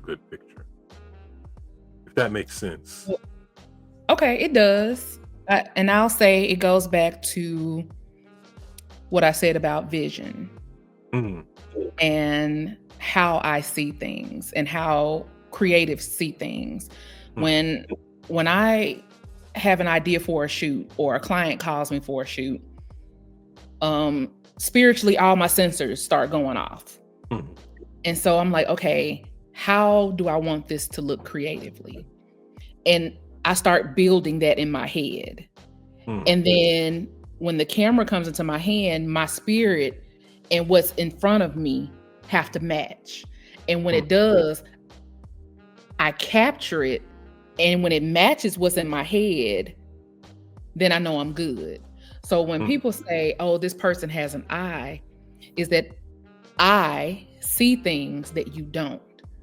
So when a person looks at the picture, their expectation of what they thought they would see, they don't see. So now they're starting to look at the photo to what I see. Gotcha. So I tell my clients all the time is, I'm going to show you through my lens, through what I see. Got it. And the reason why my eye is what it is because I don't see all the negativity that you see in yourself. I don't see the grass is dying. I see grass that has lived a long life and has decided to retire. So again, the vision, you know what I'm saying? Right. Like, and as people, we all struggle with self-esteem in some way. Yes. Okay. And that's because we know our dirty.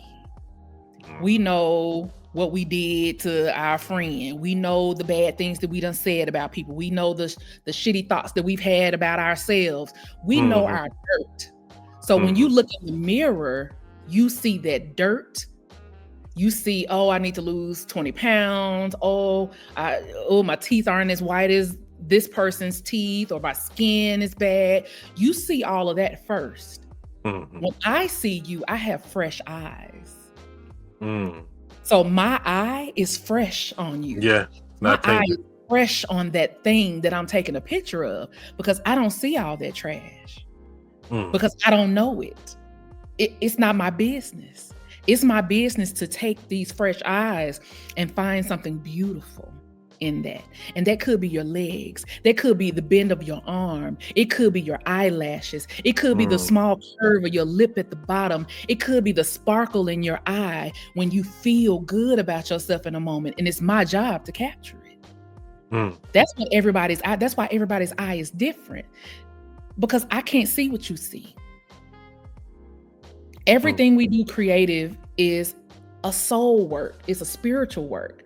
It's because I have to try to pull out of you something that you don't think you deserve, something that you don't think you're worthy of, or something that's clouded by the fact that you mad at yourself for all the mistakes that you've made. I got to pull past the fact that you don't like your stomach. I got to pull past the fact that you don't like your booty. I got to pull past the fact that you don't like the way your hairstylist did your hair.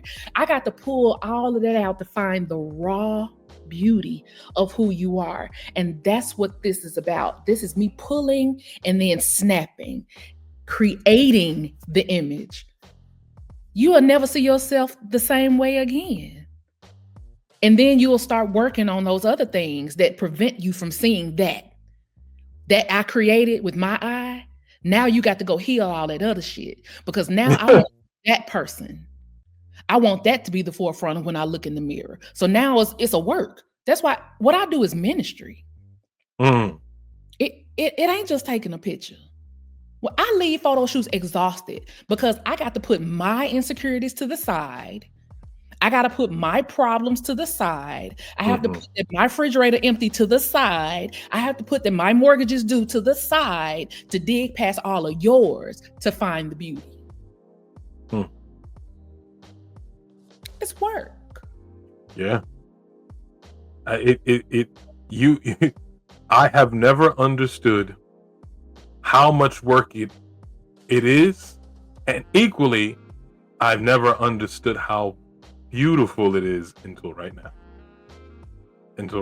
Hey, you answered.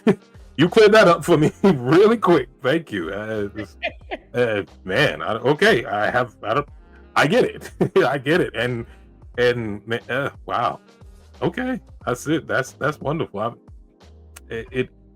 You made it make perfect sense. You made it make perfect sense. And now I thank you for that, because I was yearning for appreciation. Okay. I was yearning for appreciation with it, because I'm a creative, so I don't like when I don't get something that's creative. I personally don't like it. And you have helped clear that up for me. Now I carry that understanding every time I'm looking at a photo. I carry that understanding every time I see a photographer with a camera in their hand. And that's one of the reasons why I wanted to put this podcast together, because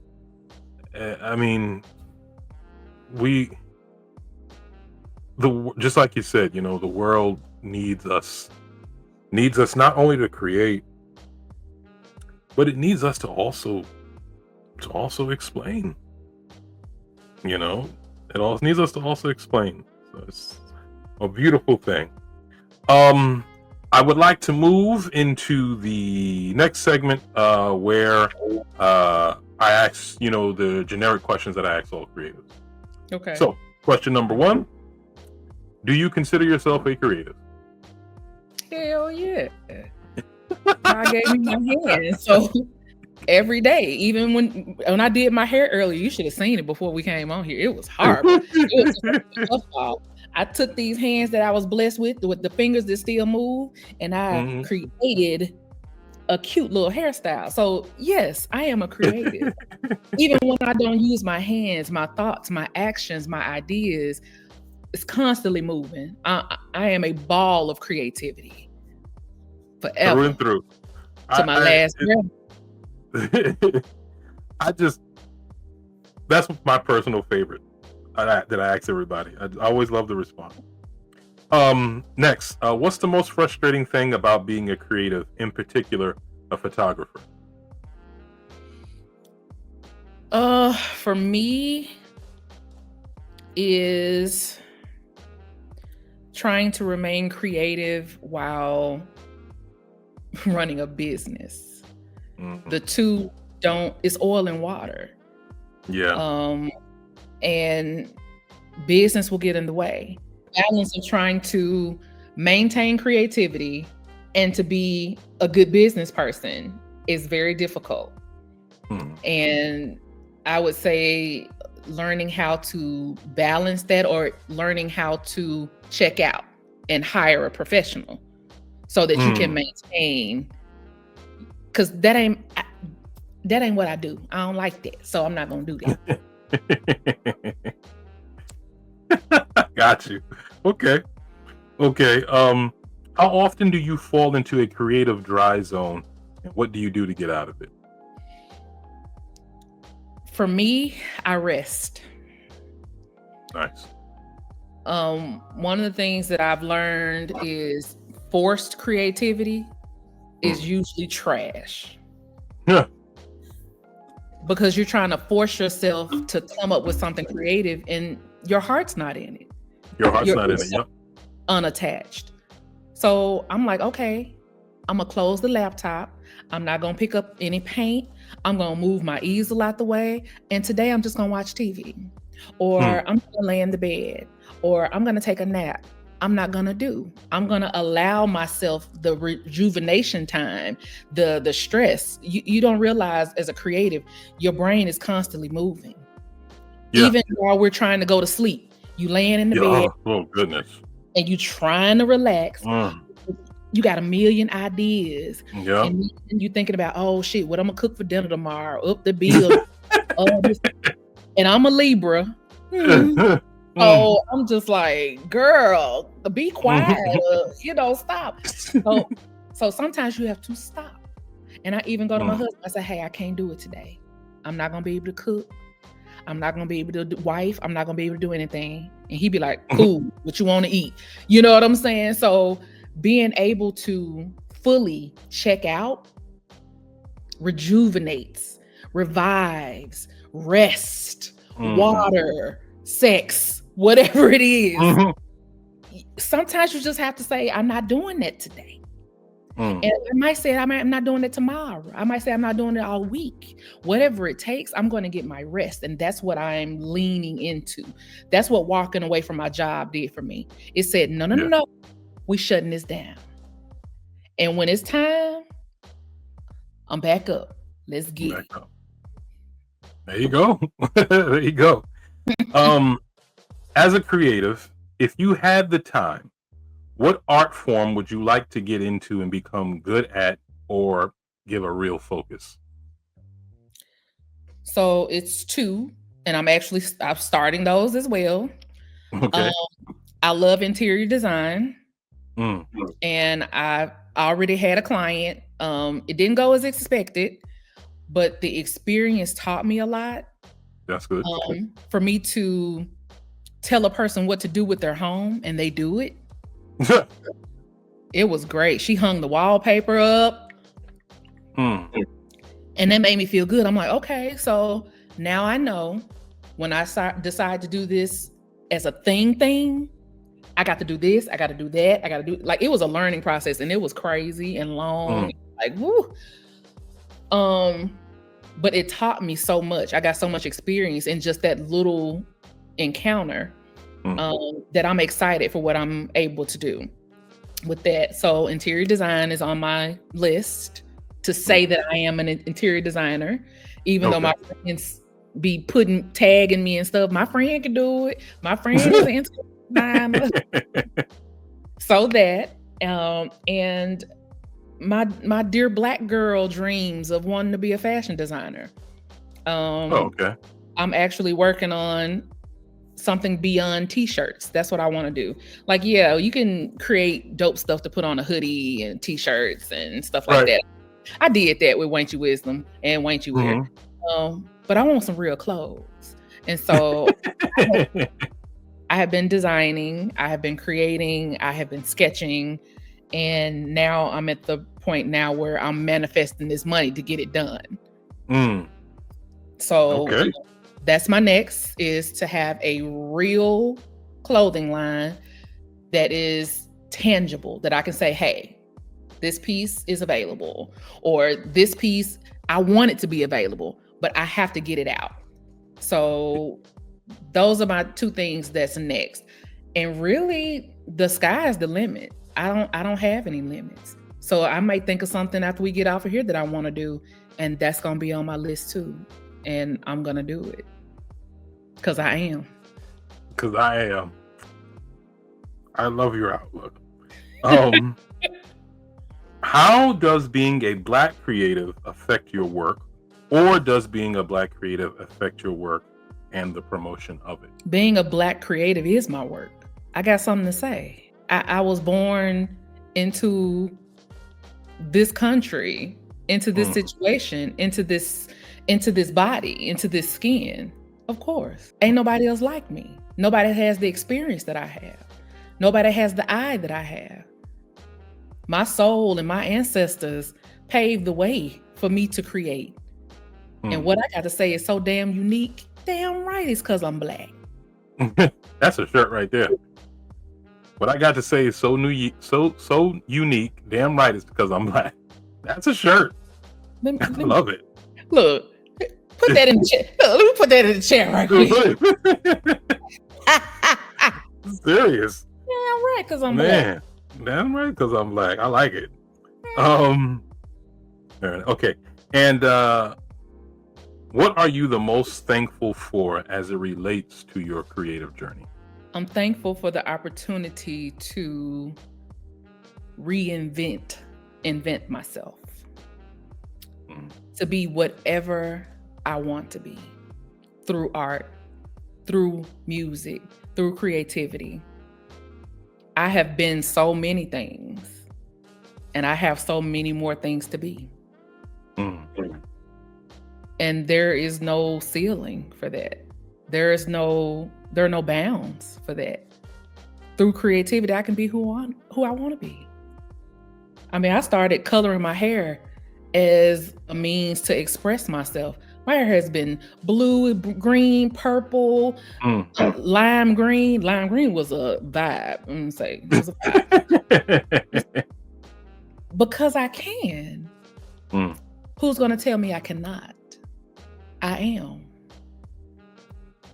I'm gonna tell you this much: you're gonna love listening to this once I got it uploaded. you're gonna seriously love listening to this. Boy. I'm serious. You've been firing on all 6 cylinders the whole night. For real. Is it some quotables in there? I guess some. Like I said, you are gonna love listening to this. You're gonna be like, "Oh yeah, I said that word. Let me." Okay. Man, I feel sorry for your brain the night of after listening to this. Oh my God, I'm not gonna listen to it tonight. I ain't gonna be able to listen to it tonight. It's too much. Too much. No, once I got it up and everything, man. Okay, so so the last segment is what I titled "Take It to the Gut," GUT, which stands for Giving Up the Tangibles, resources that you can help provide other aspiring photographers who want to get where you are, from where they are currently. So, first question is, what should creatives who are photographers do to get better? Keep shooting. Keep shooting. Don't stop just because it doesn't look how you thought it was going to look. Keep shooting and move your lights around. I am not a technical photographer, meaning I'm not one of those photographers that got the light thing. I'm gonna be like, oh, the lighting is this and this, that, and the other, and I need this. I have a vision in my head and I move the lights until I get what I want. I change my settings until I get what I want. I taught myself that. I went from shooting in auto to manual, like jumped off the ledge and was like, okay, let's see what happens. And sometimes you just got to see what happens. And if that didn't turn out, then switch it. If that ain't the way it looked good to you, move it. A lot of times we give up when we take one shot and it don't look good. The only way you're gonna know how to fix it, how to get your vision out, is to do it. And then do it again. And then do it again. And then you keep doing it. That's it. That's it. Just keep shooting. Okay. It's simple. Yeah. And if you don't like it, shoot it again. I think many times the best answers are the simple ones, and the obvious ones. What should they do to best promote their work? We're in a social media age, and social media is hungry for your visuals. Post, share, engage with other like-minded artists and photographers. One of the things that helped me were groups on Facebook. I ended up with a community of photographers, mostly male photographers, and they were brutal. Ooh, they were brutal. But sharing my work helped me to get opinions. Some I took, some I didn't take. But the only way people are going to see is if you show. Whether or not you get comments or likes, put it out there. It's just like when you speak life, you show life. So in order for you to get something back, you got to put it out there. Post it. If somebody get tired of you posting, block them, delete them. They ain't got to see it. Put it out there. The only way a person to know if you're doing something or you can do something is if you show them. Is if you show them. That's it. If you keep it to yourself, then that's it. Yeah. What are you doing, right? Right. Okay. And lastly, what do they do to get started? As I want to be a photographer, so what do I do? I would say the first thing is to figure out what type of photographer they want to be. You have landscape photographers, you have sports photographers, you have fashion photographers, you have beauty photographers, you have a huge array of different types of photography. Find your interest.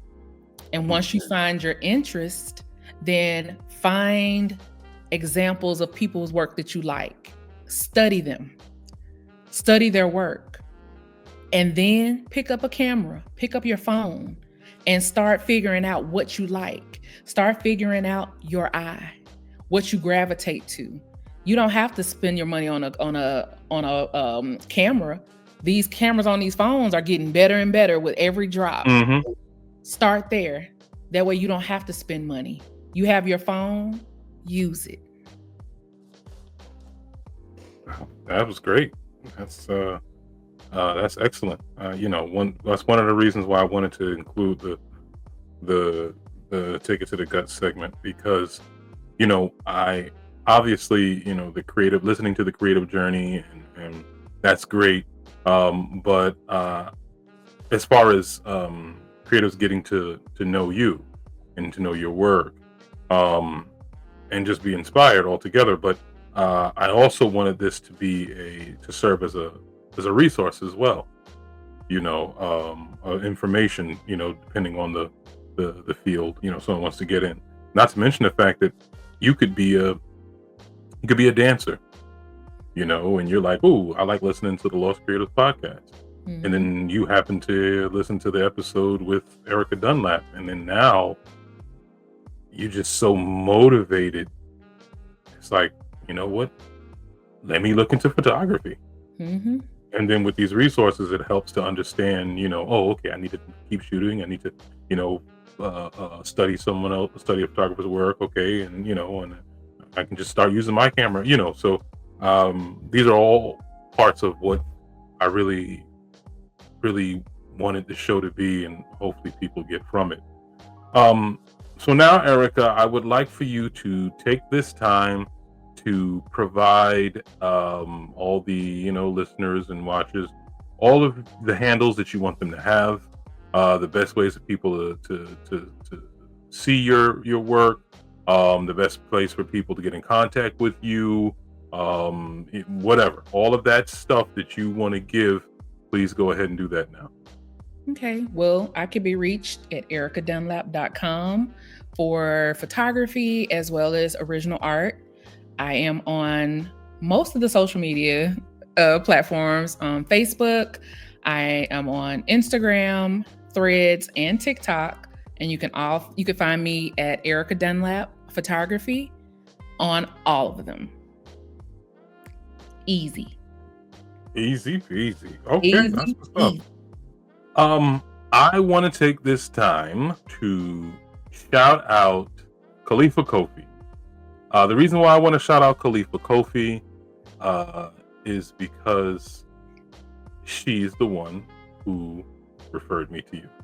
Khalifa said at some point, I don't remember exactly where it was in our interview, that she is very grateful for you because you really helped her out in the industry because she's a model. And she said that you meant a lot to her. She said your name, and she said she's very, very thankful for you, and for the time that you spent with her and how you helped her. You groomed her in ways. So I don't know if you know that, but she definitely said your name and definitely gave you those praises. So you are most certainly impacting people, and it it meant a lot to her, the mentoring that you gave her. Okay. So I just definitely want to make sure that I conveyed that to you. And I could just with the 2 hours we've spent here, I can definitely see why she was so moved by you and so thankful for your guidance. So I definitely want to make sure you knew that. And like I said earlier, this was a part of the dream of the Lost Creatives podcast. As Black creatives, a lot of our stuff is suppressed. Yeah. It's hard for us to move in areas where it's very easy for other people to. And then many times, we suppress ourselves. People don't necessarily want to help you out now that they are there, which sucks. But I just wanted to make sure that you know we had a space where we could uh, tell our creative journey, and then also you know help others, help other Black artists that we know, Black creatives out there that we know are either well known or trying to become well known. And I love it very much. As a matter of fact, it was KB the Visionary who referred me to Khalifa. And it was Sincerely Antoinette who referred me to KB the Visionary. And I want, and there's obviously, I go through Instagram and I see, Black creators, and I'm like, oh yeah, your work is I really want to talk with you, and I interview them too. But I really love when we're doing that, when it's like, hey, you know what, I loved being on the show. And as a matter of fact, there's a I don't know, an illustrator I know who would love to, you would love to have them on the show, and so we can continue to help ourselves like that. Yeah. I have no doubt in my mind at all, or else I wouldn't be doing this. I have no doubt that this will be big. And to be honest with you, I'm not looking. I'm not saying I'm not looking. If I get a big name who wants to do the show, obviously I'm going to do it. Right. But this is really not for them. This is for those of us who are trying to get there. Yeah. The ones that are doing as much as they can, and they're like, like you said, they keep shooting, and they're steady posting, and they're staying ready, so they don't have to be ready when that opportunity comes. This is really for them, because there's a lot of us out there, and our work is brilliant. Our genius is off the meter. And it's like, it's a shame that no one knows who you are. Or it's a shame that it's only a small few. Like, your work is just as good as the quote unquote greats, if not better. But that opportunity hasn't come for you to get the chance for your name to be out there, for your work to be out there, and for you to be appreciated for the creative that you are. Anyway, long story short, I love it when someone refers me and then I get to speak with that person, because not just for the opportunity, but it's been so great. It's been so great. And this is no nothing negative towards the any of the creatives, but I'm telling you, I love doing this because I mean this with full sincerity. It seems like every episode is better than the next. I think that's to me. Right. To me, anyone, for the people who listen and download, they may find the first episode was the best one, or the third one, or whatever. But to me, I think, and I'm just realizing this now, Erica. Like literally right now, I'm thinking I understand why.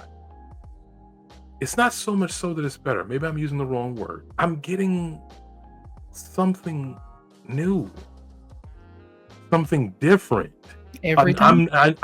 I'm entering a new experience. Mm-hmm. And I think that's what makes it greater for me. It's like, oh man, and now I get to know your experience. Now I get to know this other person's experience. And I mean, it's just like, this is just, I do an interview and I'm like, did I just top off right there? That's it? Am I not gonna get any better than this one now? Because this was so good. The gems that were dropped here, the lines that were said, it's just like, I don't think it's gonna get any better. And then it's like, oh my goodness, listen to this. Like the last one I just did with Tosin, he was, he's very, very, very passionate about about his work. I haven't spoken with anyone yet who was more passionate about it. I mean, you could tell it is coming from a deep place for him, and then how he wants to represent Africa, in a good way. And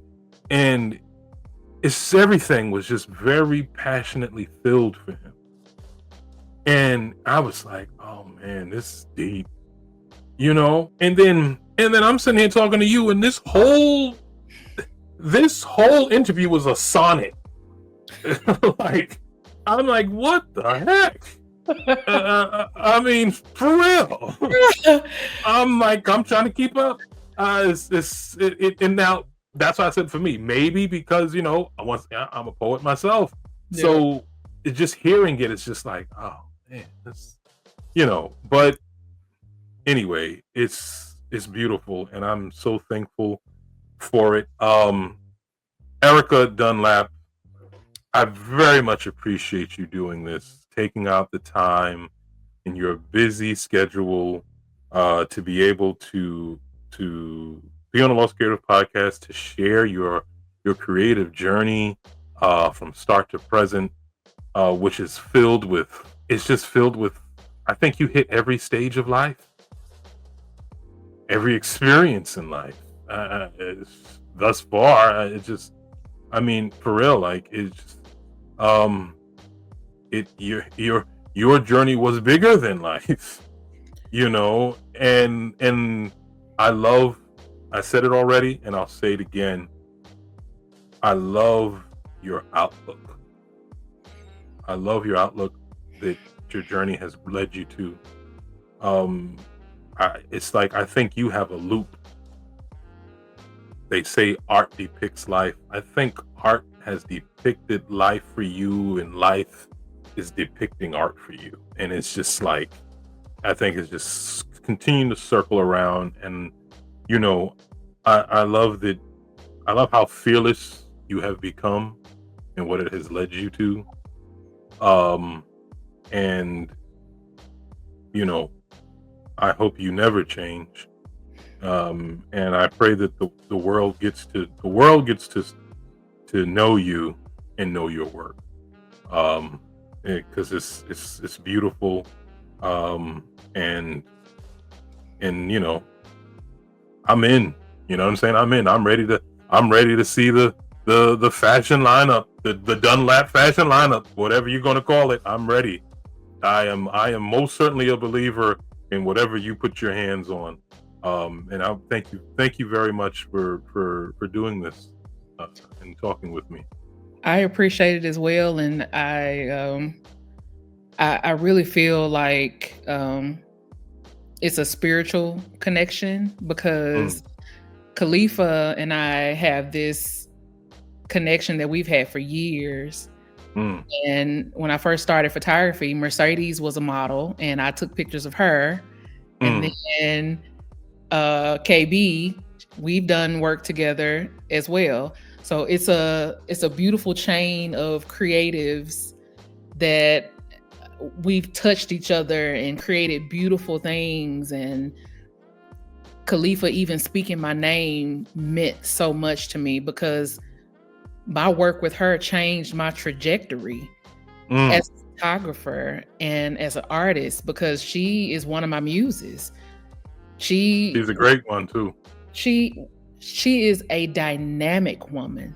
And I'm floored every time I say something and she say, "I'll do it. Let's go." We're working on my coffee table book now, and nice. I am starting with her because she's part of my nucleus. She's part of the foundation of my photography. And we're coming up with some amazing ideas. We're using denim, and we're creating, we created wigs and nails and, just these concepts. And we're just throwing it out there and creating some beautiful work.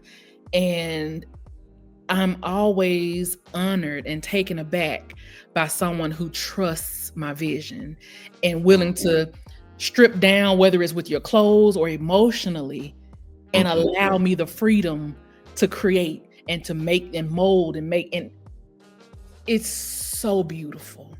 And I'm so honored and I'm so thankful that I get to do this work. And thank you for letting me be a part of this beautiful podcast. You are more than welcome. You are more than welcome. You have you weren't just a part of it. You have added to it, and the pleasure has been all mine. All mine. Mine too. So thank you once again, Erica Dunlap. Thank you, everybody, all creatives everywhere, Black and Brown, for tuning in and for listening in. Please continue to do so. Always remember and know you are a creative, and tell me your story.